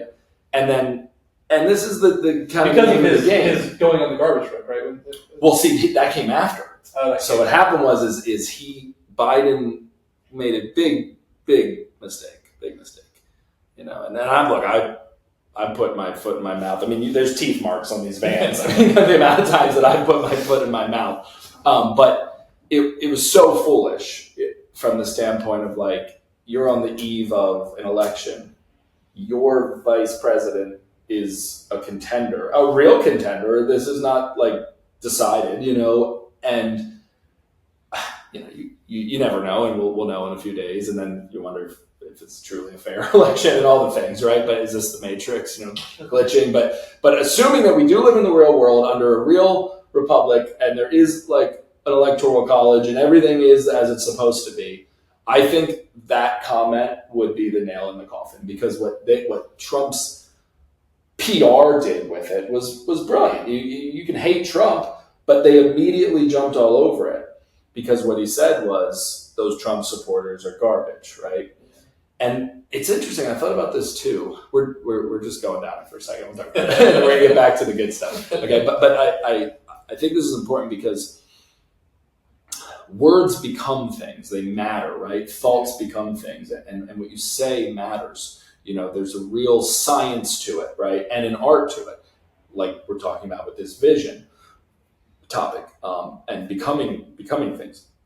So the word choice is interesting, because if you use a more sophisticated word, like they're kind of referencing from when Hillary was running, she used like deplorable and irredeemable or something. Those are words that the average everyday person doesn't use. Yeah. So you're just going, well, you're just kind of a political prick, like whatever. Yeah. But everybody has called somebody garbage before. And if you do call them garbage, that is nasty, right? Like that is mean. Like, oh, that person's trash, or they're garbage, or like that's garbage. It's so lowly, right? That it's like, you are the president of the United States of America right now. Like you're not gonna be elected, maybe. Like you are currently the sitting president, and you just isolated about half of the country and reduced them down to garbage. You're gonna see a rising up of that, and people being like, well, screw you too. And they're playing it so well because they're not fighting back. They're letting them implode. Yeah. And then he just got in the garbage truck. And then my actual point, all that aside, and I'm not like some raging Trump fan, at all. I'm looking forward to a new era of leadership in about 4 years, but I say that to say that at trick-or-treating last night, the amount of people that were wearing orange reflector vests. Oh, really? That were dressed as either Trump or just alluding to the whole thing. I mean, dude, the thing happened like that morning. Yeah. Within 24 hours, either people already owned, I don't know, maybe people just own reflector vests, or they went out. I bet you that there will be, if there isn't already, if you looked into it, like a run on, they probably sold out of the amount of orange reflecting vests because of this little soundbite. So it's amazing the world that we live in now, where media and social media and sound bites run shit. They really control the world. So anyway, the way you were speaking to a young person being in touch with their purpose and their passion, thus co-passion, I mean, that's meaningful work. Yeah. Yeah. And really, and to kind of continue down that trail of thoughts, all work has the potential of good, right? And so, of course, in the Christian tradition, all things are good. The perversion of good is what makes things evil. And so, of course, there are potentially good work that gets perverted and becomes evil. So we have all kinds of examples of that. But just a simple thing like garbage, garbage trucks, garbage men and women who take our garbage. They're doing really great work. Right. And so really, with co-passion, not only do we want to help young adults discover their calling, what they'd be good at, but really bring dignity back to work, and all types of work, and put work on a level playing field. That, hey, you don't have to be some flashy this or that, or actually you could probably do better work that loves your neighbor even better, doing less flashy work. And so that's kind of the vision of co-passion. I love that. That is so good. And I love that it's not just for intellects or professional services or white collar. That's why we say young adults, because we don't want to, right. We do serve a lot of college students. And the college student is changing. There's a little more of a blue collar college student nowadays as well. They're in the trade schools and they're working while they're going to school. That's what I'm alluding to by the blue collar college student. They're working and going to school. But trade schools. That landscape has changed dramatically. I mean, this makes me feel old, but like when I was in college, I started my first company my freshman year of college. I actually had the idea it was a concept for a clothing company, and my best friend and I started it. I was 17, he was 18. We couldn't even form the entity until I turned 18 that fall. And all through college, I had a business, and I was obsessed with it. It was the main thing. It's funny you mentioned ecom, because I ended up switching to pass-fail. You can do that on a few classes. You get a couple of, this is a doozy, I'm just going to take this class, pass-fail. And ecom was one of them. I could not pay attention I was just obsessed, ironically, with business in this business class, going like, oh my God. And then I bombed this test. And the worst part is I thought I did well. Like I was like, got this. Like closed it up. Everyone's still testing like a 36 on it. It was like, oh my God. And, you know, at a major university like that, you get like 3 things. So it was like a midterm, a final, and a paper. Yeah. So I was like, oh my God, I'm gonna end up just getting, this is gonna kill my GPA. So I go pass fail with it. Nonetheless, I was treated like I was a crazy person for having a business or for being entrepreneurial. And this was not 50 years ago. This was 15 years ago. You know, like it's crazy to think how much that's changed with Gen Z and the next generation, how entrepreneurial it's become, how decentralized earning income. Yeah. So that's really cool that the values and the mission of co-passion are timeless in a sense, because no matter the cohort of young adults that are coming in, you're keeping it diverse for them to go on this journey.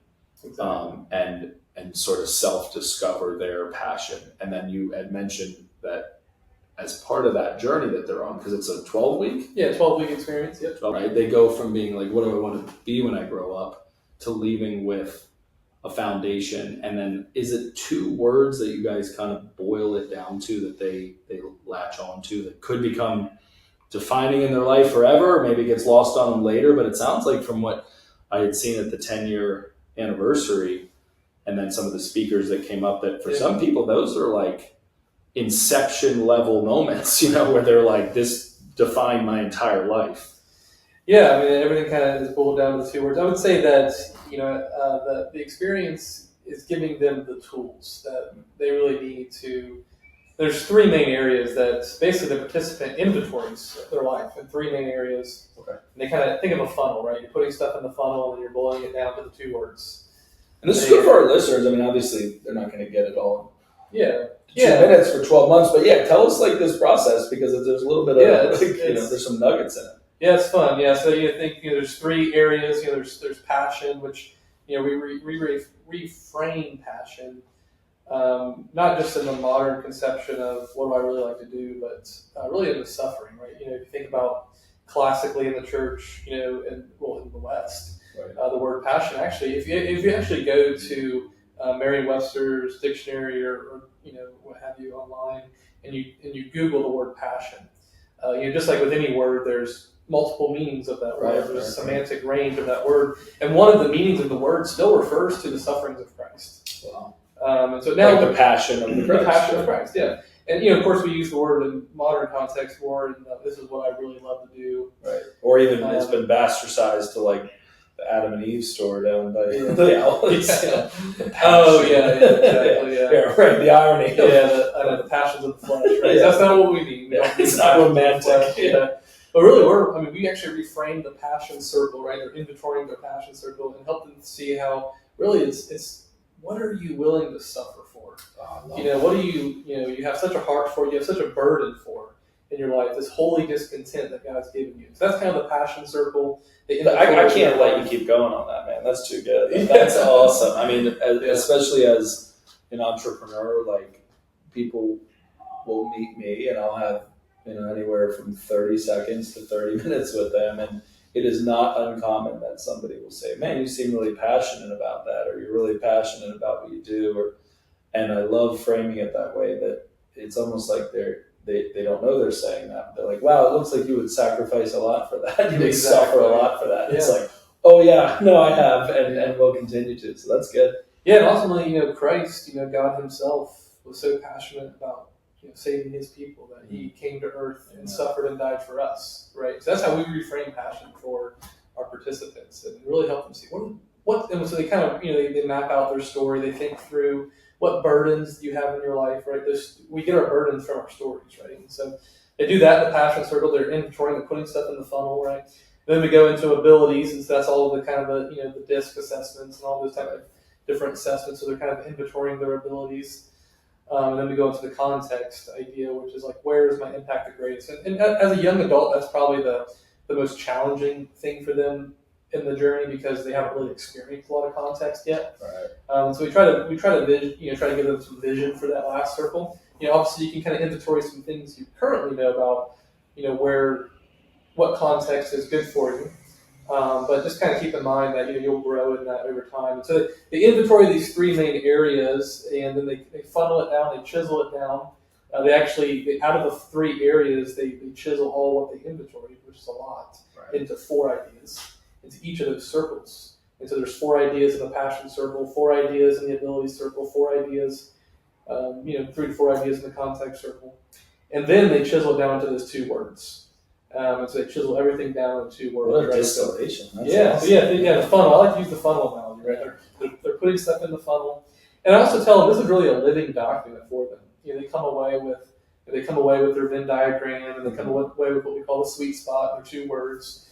And so we actually have them. It's kind of a new addition to our curriculum. We started doing it just this cohort was we encouraged them to set quarterly checkups. Like, hey, check with your inventory, your tools, and then a yearly kind of review and refresh. Where has God taught you? Where you've got some more clarity. So really, this is a tool that they're using, hopefully, more willing for the rest of their life. And I still use the tool. I was gonna say it's funny that we're talking about young adults or what do I want to be when I grow up. I doesn't change. I reviewed my sweet spot stuff this year and kind of went back and updated something. Actually, just changed my 2 words. I went from advancing stories to advancing ideas this year because I felt like ideas kind of encapsulated more about what I'm passionate about advancing.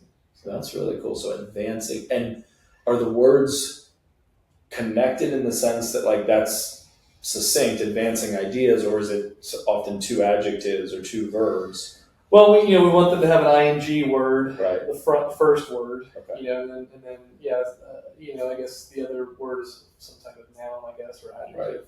Right. My wife is supporting potential. Ray is championing potential, which he's a champion kind of guy.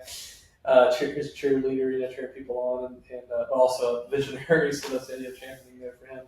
But really the words don't have to necessarily mean anything to anybody else. Each of the words that are describing your MO. your calling, your how God's wired you.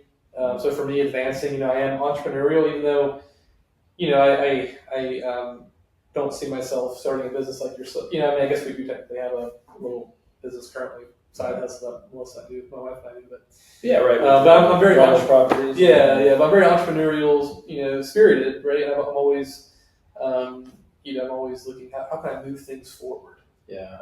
That's it's funny that comes full circle. And then ideas, though, for me, right, is I love ideas. I live in the world of ideas, specifically abstract ideas. That I love the connection and the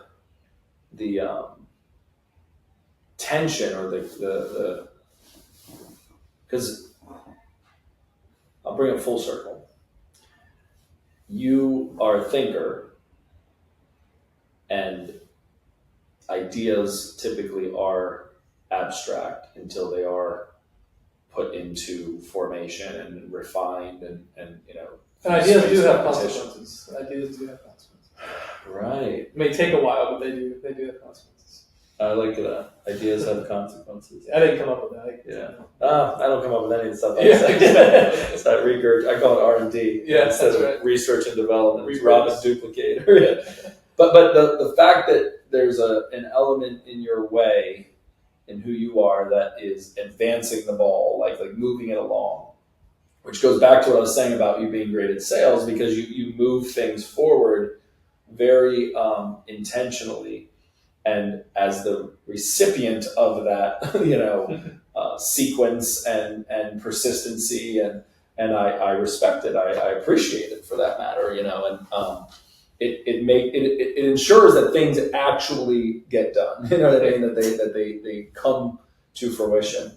But you don't get so stuck in it from a control freak standpoint, where you're like, oh, it has to be on this date at this time, and I have to advance it and move it forward because fortune's in the follow-up. And if you didn't have that element of openness for ideas and, the possibility of what could happen, if you weren't aware and open to the fact that it might go this way, it might go that way, I think you'd probably just miss out on a lot of cool opportunities. So I love that for you. I love that advancing. I can identify with that a bit, that I'm sort of, maybe I'm flipped though. I'm like ideas advancing or something. Yeah, well, and what is ideas, what type of ideas are we talking about? For me, the ideas that obviously my advancing side of me helps me or be semi-successful in sales, right?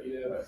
But for But me, let me reframe that, because it's not really sales. What I really was saying was influencing, that you are influential. But I would say, so my ideas are not influencing ideas. Like you and Ray, your ideas are vision ideas, Right. What could be.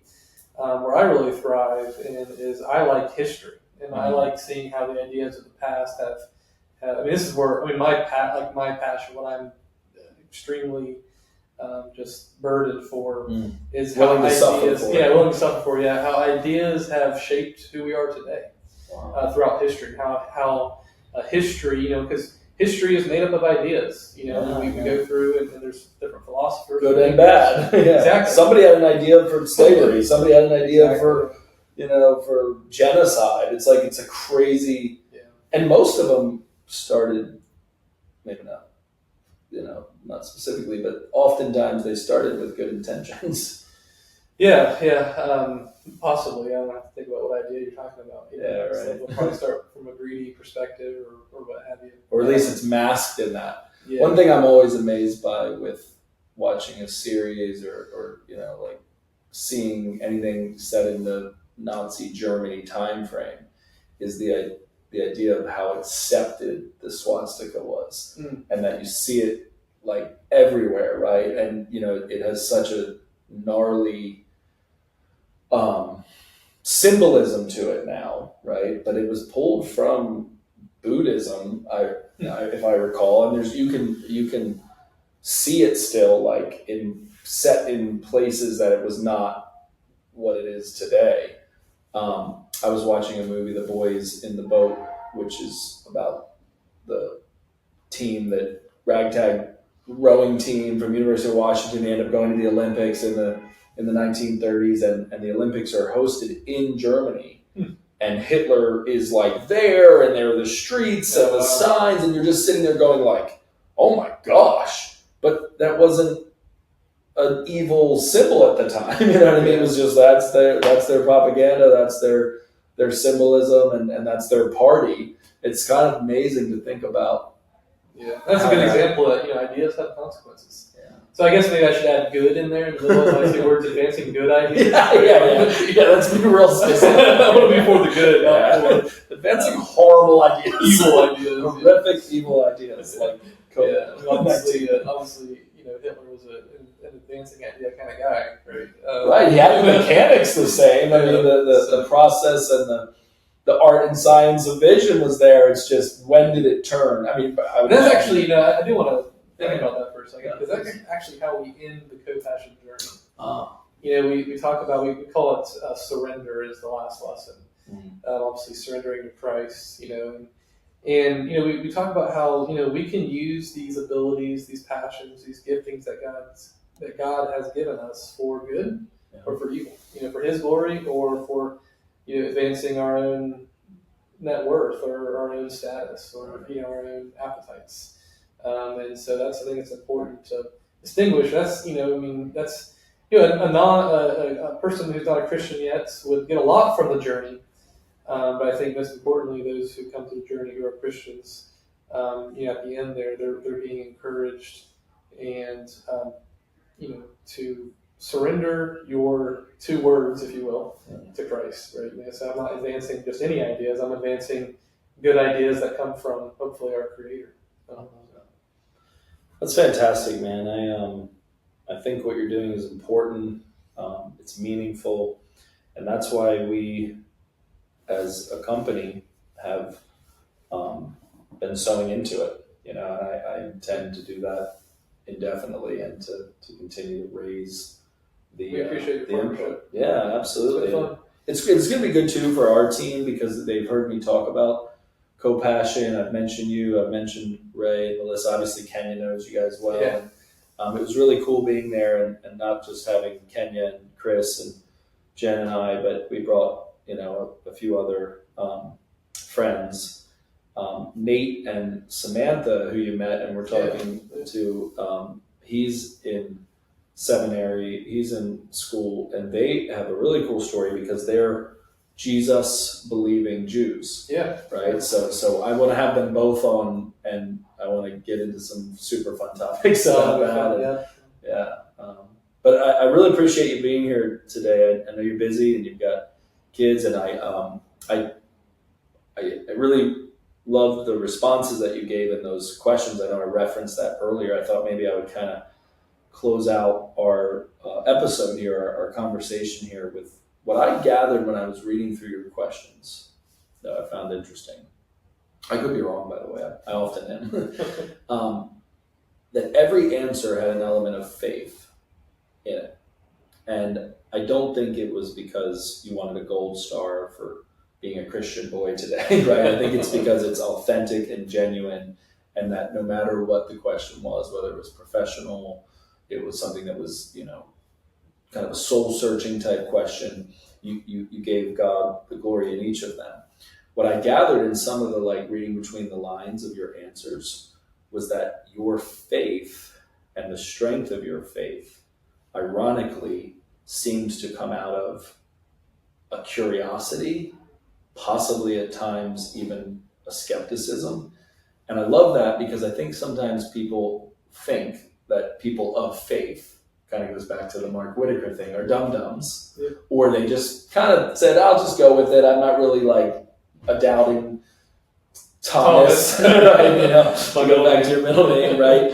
So maybe that's part of it too. But I feel like, correct me if I'm wrong, but that the strength of your faith in somehow may be connected to how curious you are and how much you wonder why things are, and maybe even at times have been skeptical and then went, man, this really is the real deal, Holyfield. I think that might be a cool place to land today, if you feel comfortable to speak into that. Absolutely, yeah. I think you hit the nail on the head. I am a skeptic at heart, and I have come to believe what I believe. I've come to, there are some core things that I believe that will never change, but I'm always asking why. I'm always asking, getting to the core. Right. Why do I believe what I believe? Not just to believe it, to believe it. And it really goes back to my childhood. I've always been always been a skeptic, and so that term kind of has some negative connotation. Yeah, the word curious, hater or something. And but I've always been a curious person. And actually, a lot of this came out of when I went through kind of the prototype co-passion journey 5 years ago with Ray. And for my story, there's actually kind of two parts to my story, and I wish I could remember what question I asked. But I grew up going to church like every good Southern person does, and kind of that cultural Christianity world I lived in, right? But I had questions, and I remember in Sunday school I asked, I can't remember the question, but I asked the type of question. The response I got was, "We don't ask those types of questions."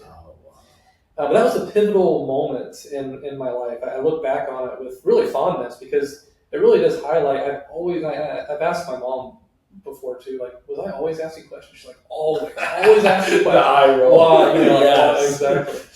And so I remember that moment, and then there's actually a moment in college, that parallel that had a lot of similarities. And so I was not a Christian at the time. I was dabbling. I was learning more about Christianity at the time, and there's a long story on that, on how I even started to dabble in Christian thought and things like that. I definitely came to faith from a more of a philosophical, intellectual angle, and so that would be,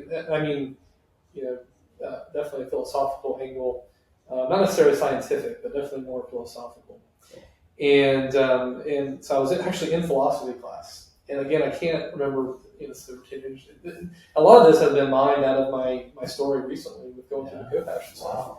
the prototype stuff. I love how you said that mind. Mind out of my mind. Yeah. But I remember asking some type of question to my philosophy professor, and he said, "You must be one of those Christians." And I wasn't a Christian at the time.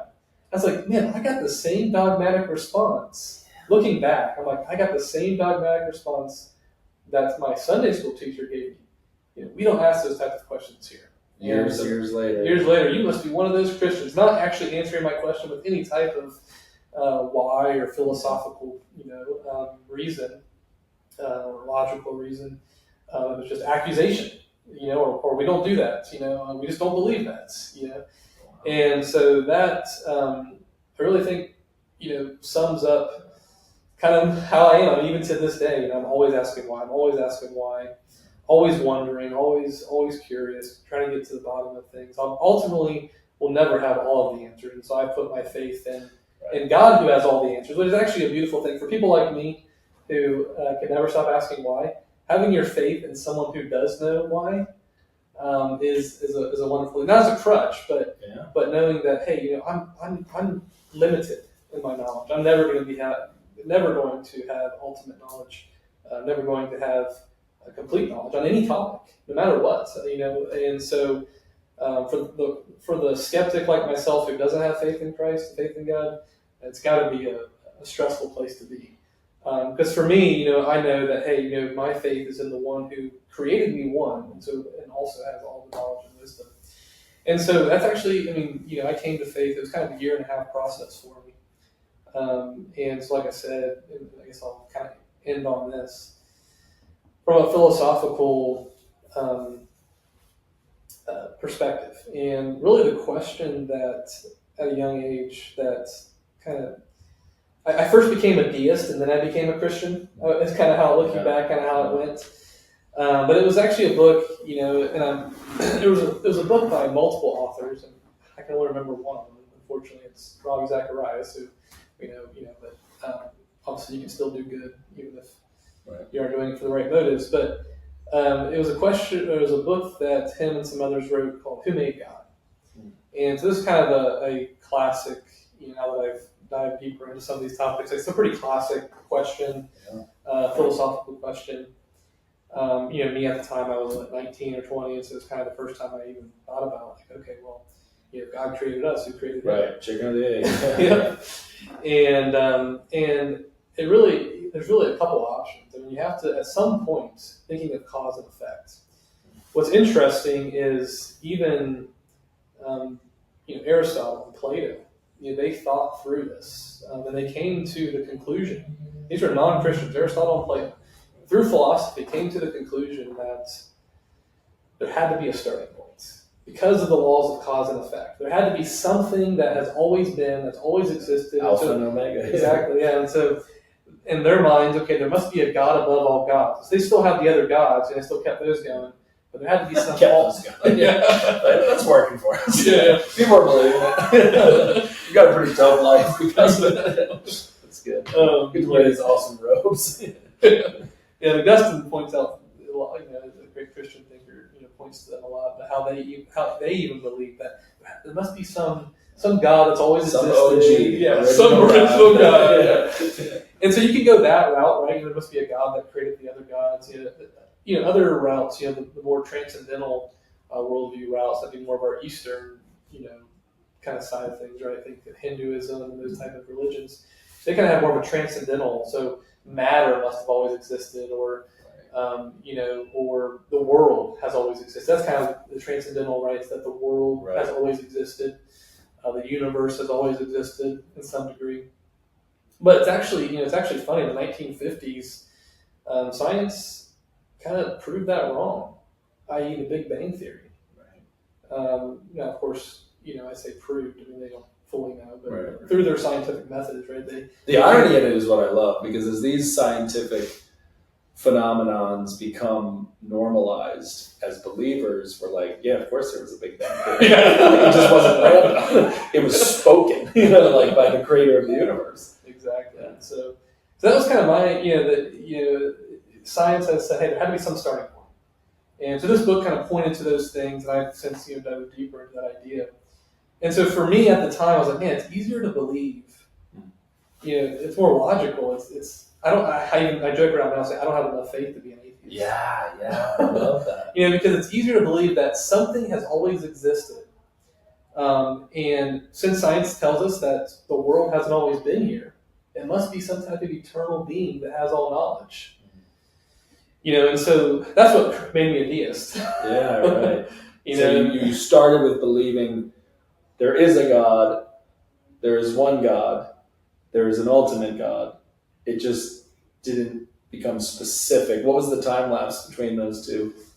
Probably about a year. God didn't let you just generalize it for too long. Yeah, and it was, there was a spiritual moment. There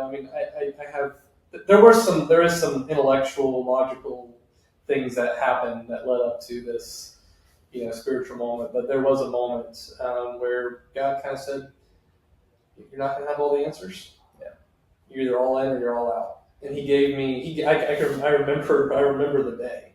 I remember this answers the question too. When? Yeah, I remember the day, and I don't remember the date per se. Like in my mind's eye, I can see where I was, where I was standing. The season, the season. And it was you're either all in or you're all out. And God caused me to jump in, and He radically changed my heart, my mind. Now, of course, I still struggle with sin. Right, of course. At that time, obviously I had lots of sins. Still do have lots of sin that I struggle with. You can ask my wife. In case you're wondering if I'm lying. But God He changed my my vision. He changed my desires. I no longer wanted to live for myself. I wanted to live for Him, for something greater. I wanted to bring good to the world. Not just be successful so I can make a lot of money. All those type of things. Just to kind of get to where the intellectual side of that, because I know some will say, oh, well, you had the spiritual moment and the awakening. Yeah, the awakening, which I agree, it was a spiritual moment because ultimately to come to Christ, the Spirit has to awaken you. Right? You're dead in trespasses and sin, and a dead person can't bring themselves back to life. Yeah. The Spirit of God has to bring that person back to life. But for me, I started kind of thinking through, okay, well, so there's a God, so which one? One of the and some might not like this answer, and what have you, but that's fine. For me, it was kind of a nail on the head, and it kind of become a theme in my life, even to this day, going to seminary, being reminded of it in a lot of my seminary classes, my apologetics classes. But God Himself could have left us in our misery. So, philosophers have been asking the question, not just Christian philosophers, just philosophers in general, why do we suffer? This is a question that's been asked for centuries, since probably mankind has existed. Why do we suffer? And I don't know. I don't think the Bible gives us like a clear answer. Like, hey, this is why you suffer. And then I think there's like multiple answers, and some people kind of point to the multiple answers. I.e., Bart Ehrman, he kind of says in his book, well, because there's all these answers, therefore there is no answer. That kind of idea. The Bible gives, right? There's some irony there, but the fact that God Himself, He doesn't tell us exactly why we suffer, which I think is too big of a complex issue to really know fully. Right. Because we're finite beings. He doesn't tell us why we suffer exactly. However, what does He do? He enters into our suffering by becoming a man and living amongst our suffering. He didn't have to do that. I know. He didn't have to. He didn't not have to enter into the world He created. He didn't have to enter into it. Right. The world fell. Suffering entered the world. Obviously He created the world good, perfect. Mankind, by their own free will, chose to go against God, and the world falls. Right.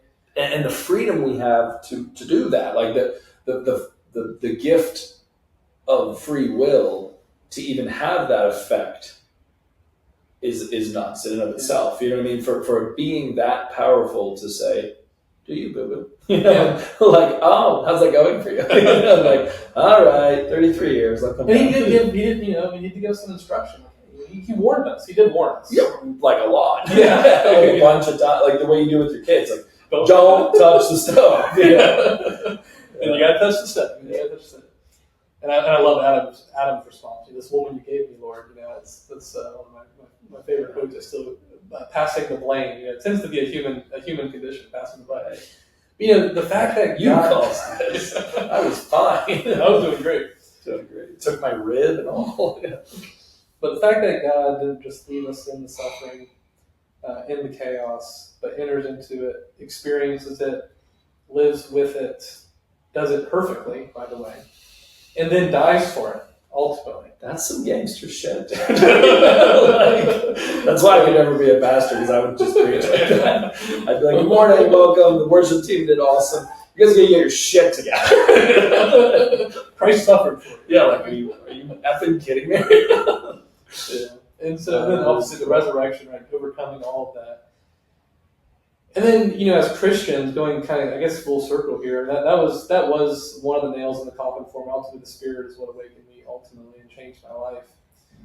But one of the big, that really leads into the topic of the journey, because I think in our culture, I know I'm trying to wrap it up, but in our culture. No, I'm loving this, man. This is why I do these episodes the way I do them, and I say it almost every episode. It's like, it takes almost 90 minutes to get to this, get to the good stuff, whatever the topic is, right? Like, this is your sweet spot, man. I'm watching you just like do you. It's awesome. So whatever, man. People can hang up, keep talking. And so bring it full circle, thinking of suffering. I think it's the greatest defense. Apology as an apologetic defense for the faith is the idea that we're the only religion that says that God entered the world. That's actually what differentiates us from all religions. No other religion says God entered the world and suffered for us. Wow. And so when we talk about passion and suffering in the journey, that's what we really want them to see.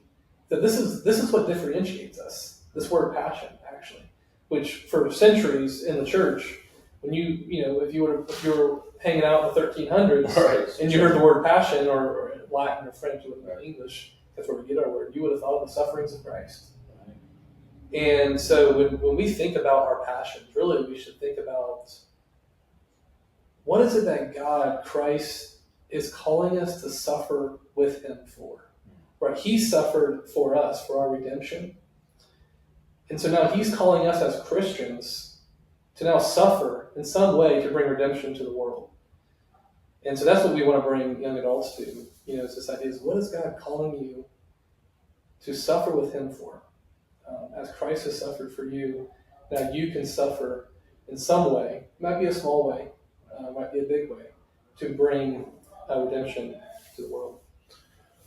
That's awesome.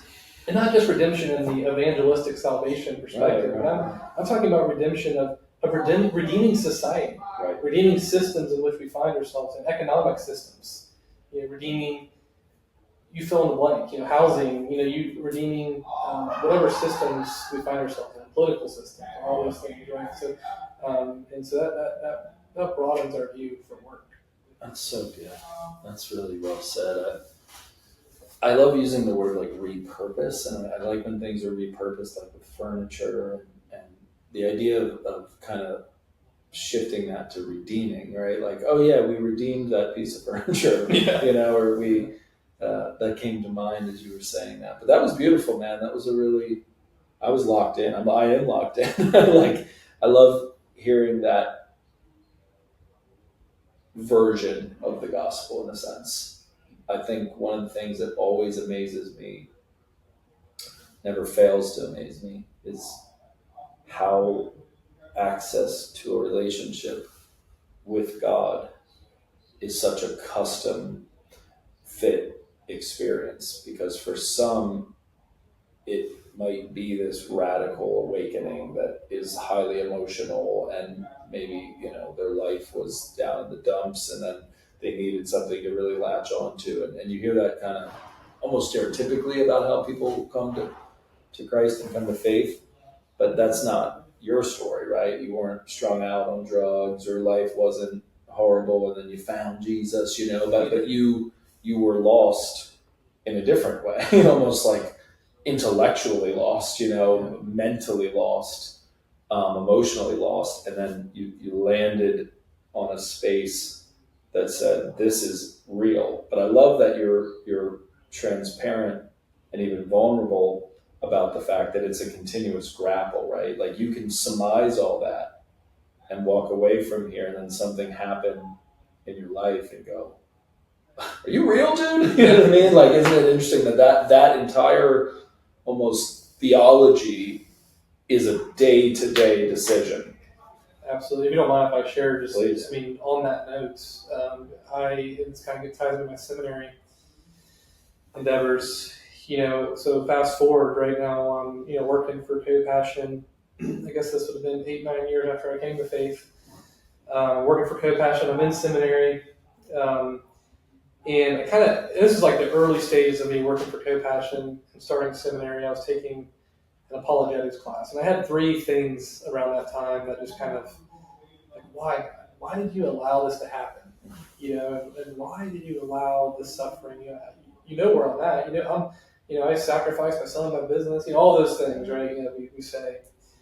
And I was in, my seminary class, and it was, I forget what it was, something around apologetics. It was an apologetics course.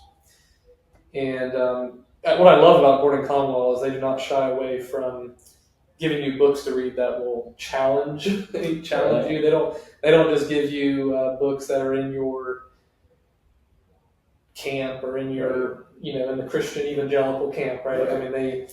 Every class they give you a book that, hey, this is outside of the evangelical world. We're going to read it. So I love that.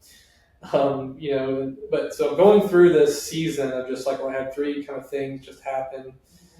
One being like, our car got totaled. We had to get a new car. I'm just kind of getting started with Co-Passion. I had to get a loan on a car and all those things, and some other things that happened.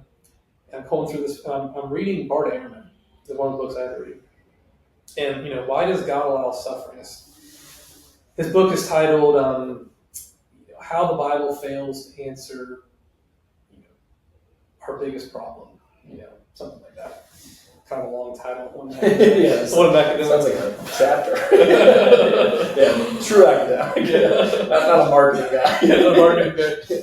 And and he's kind of got an unfortunate story. He was an evangelical who kind of lost his faith. We actually had to read 2 books from non-Christians, evangelicals. One agnostic, Bart Ehrman. 2 an atheist, Dawkins. Richard Dawkins, which I didn't find Richard Dawkins too hard to grapple with. I learned a lot about biology. That was cool. But with Bart Ehrman, he just tore the Bible apart. Ripped it apart. And I'm going through this season, and I'm reminded of my early belief. And I'm actually reminded of it through, through the class. One specific apologist who I love. His name escaped me at the moment, but he's an English guy.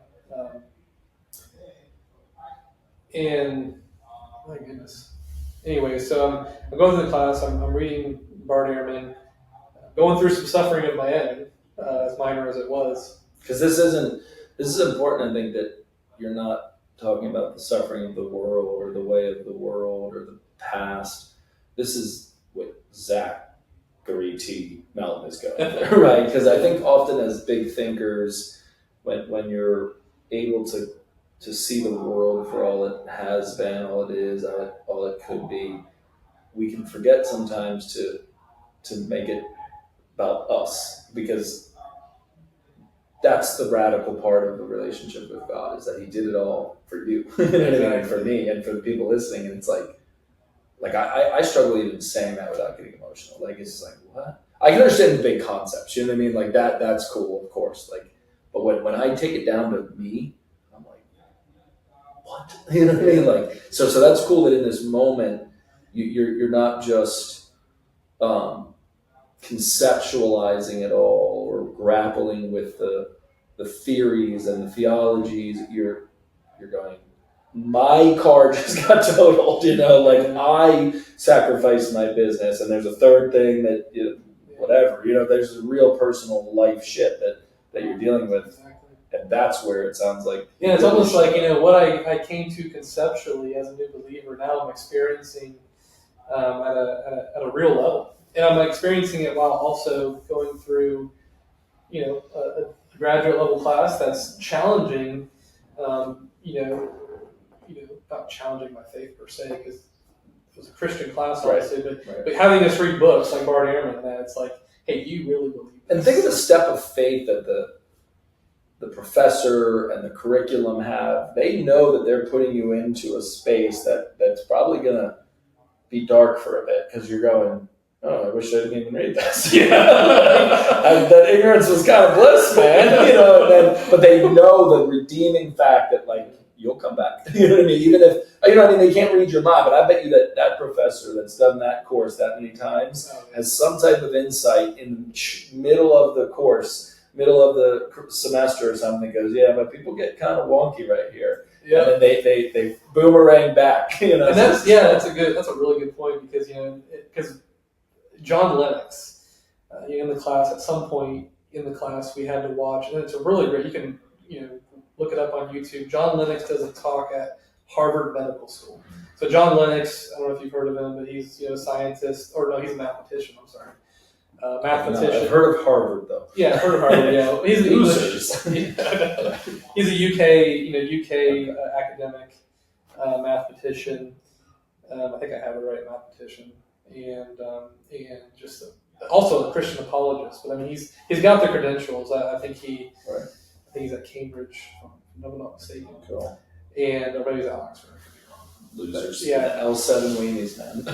I think he's at Oxford, actually. But anyways, I'm having a horrible right now. I'm framing his credentials, but John Lennox, guy's legit. He's too legit to quit. And he's doing a talk at Harvard Medical School. It's on YouTube. Highly recommend. And he brings this topic to bear, and he's really answering the question of why we suffer. And just the things that I said just a minute ago about my story coming to faith, he hashes out in a very just intellectual, academic way. And it brought me to tears. Actually, that his talk, and then also reading John chapter 6. I don't know why I was reading John 6 in this time. I've been going through some type of devotion. But if you remember John 6, so after, around this time here, I'm going through some suffering, and then I'm reading John 6. And that's the weird chapter where, Jesus is talking to the crowds, his disciples are there, and he's like, hey guys, you should eat my flesh and drink my blood. Right, I thought that's where you're going. And, and he kind of goes through all this, feeds 5,000, he's talking about eating his flesh and drinking his blood, and people start leaving, because that's kind of weird. And yeah, when you put it that way. It's like, we got to feed these people, so the ones that got to go, it kind of works out better. But his disciples stay, and then he turns to John, and I'm paraphrasing probably pretty liberally here, but he's like, all right, so you leaving? No, he turns to Peter, I'm sorry. He says, okay, Peter, you're leaving? Are you going to leave? What do you have to say about this? And Peter turns to him and says something along the lines of, where do we have to go to have the words, to find the words of eternal life? I don't know if you have it up there. You can yeah, it's like Sam going through the area. He's like, I have nowhere else to go. And so I actually kind of came to that moment, watching John Lennox's video on suffering, thinking about how Christ didn't leave us in his suffering, in our sufferings, but he came to suffer with us. At this point, many of his disciples turned away and deserted him. And Jesus turned to the 12 and asked, are you also going to leave? Simon Peter replied, Lord, to whom would we go? You have the words that give eternal life. We believe, and we know you are the Holy One of God. And so just that culminating just hit me. It's like, I have nowhere else to go. I have nowhere else to go. I mean, no other system makes sense. No other system makes sense. I don't have all the answers. Got him! I don't have all the, I don't know why God allowed these things. I have no idea. One day I may know a little bit of why. And I'm never going to fully understand everything. That's rich. But where else do I have to go? I mean, God, the creator of heaven and earth, who has the words of eternal life, who created us, who has all knowledge, but then also enters the world to experience our suffering. I'm going to sign up for that. I'm going to put my Yeah, flag on I'm that. in. Yeah, sign me up. Yeah. That's good, Zach. I love that. What a cool way to frame it and explore it. I never really paused on that. I think because you spend so much time hearing about Jesus, and I think we forget that God is Jesus, right? Like it's a father-son relationship, but it's not like dad's off fishing while the son's off golfing or something. It's like he became this being, right? And then the sort of aftermath of that, what he left us with, is the Holy Spirit, which is him on earth, right? Sort of like decentralized, right? Like people had to come to Jesus. And that's why I love the verses around, him ascending, saying like, this is better, by the way. Like, no, don't go. It's like, actually, this just in. Like, this is way better than me here, because now you can access it through the Holy Spirit. So like, I'm going to go up there and, be by the right side of God. Like, it's freaking cool, man. I think Christianity is cooler than anything else. It's like you can get all doom and gloom about it, or brimstone and fire, or hell and heaven, but it's just like really, really cool to explore, because you're never going to get to the bottom of it. You'll never fully understand it. His ways are higher than our ways. Yeah. And I love the way you threw a cherry on top there, which is like, where else would we go? Where else? I'm just gonna suck it up and suffer. That's awesome. And I'm so glad we got to do this today and talk about how we met, talk about your journey. We talked all about a lot. A lot. We covered a lot of ground, and I hope our listeners can appreciate your faith walk. I think it's not your everyday version of it. And I think that's really cool. So thank you, man. I'm glad you're here. Did you enjoy yourself? I did. I enjoyed it. I appreciate you having me. I always love talking. I mean, I think one of the reasons I've been a quote good salesperson, if you will, is because I really just enjoy hanging out with you. Enjoy talking to you. We always, every time we get together, we have some deep conversations. Go down some deep rabbit trails. This is really like our third episode. We just only recorded. Yeah, but we went to another level today that I really enjoyed, and I feel like I can be myself with you. I think I can hold my weight as far as intellectually, like keeping up. I'm a little always behind, but then I appreciate how you'll let me be myself and say something ridiculous about the way, you know what I mean? I'll quote Taylor Swift or something. That's not really where I was going with it, but now that you put it that way, it kind of does make sense. Yeah. You're right. As the great, philosopher said. I've been way too much time with the dead guys. Bridge the gaps.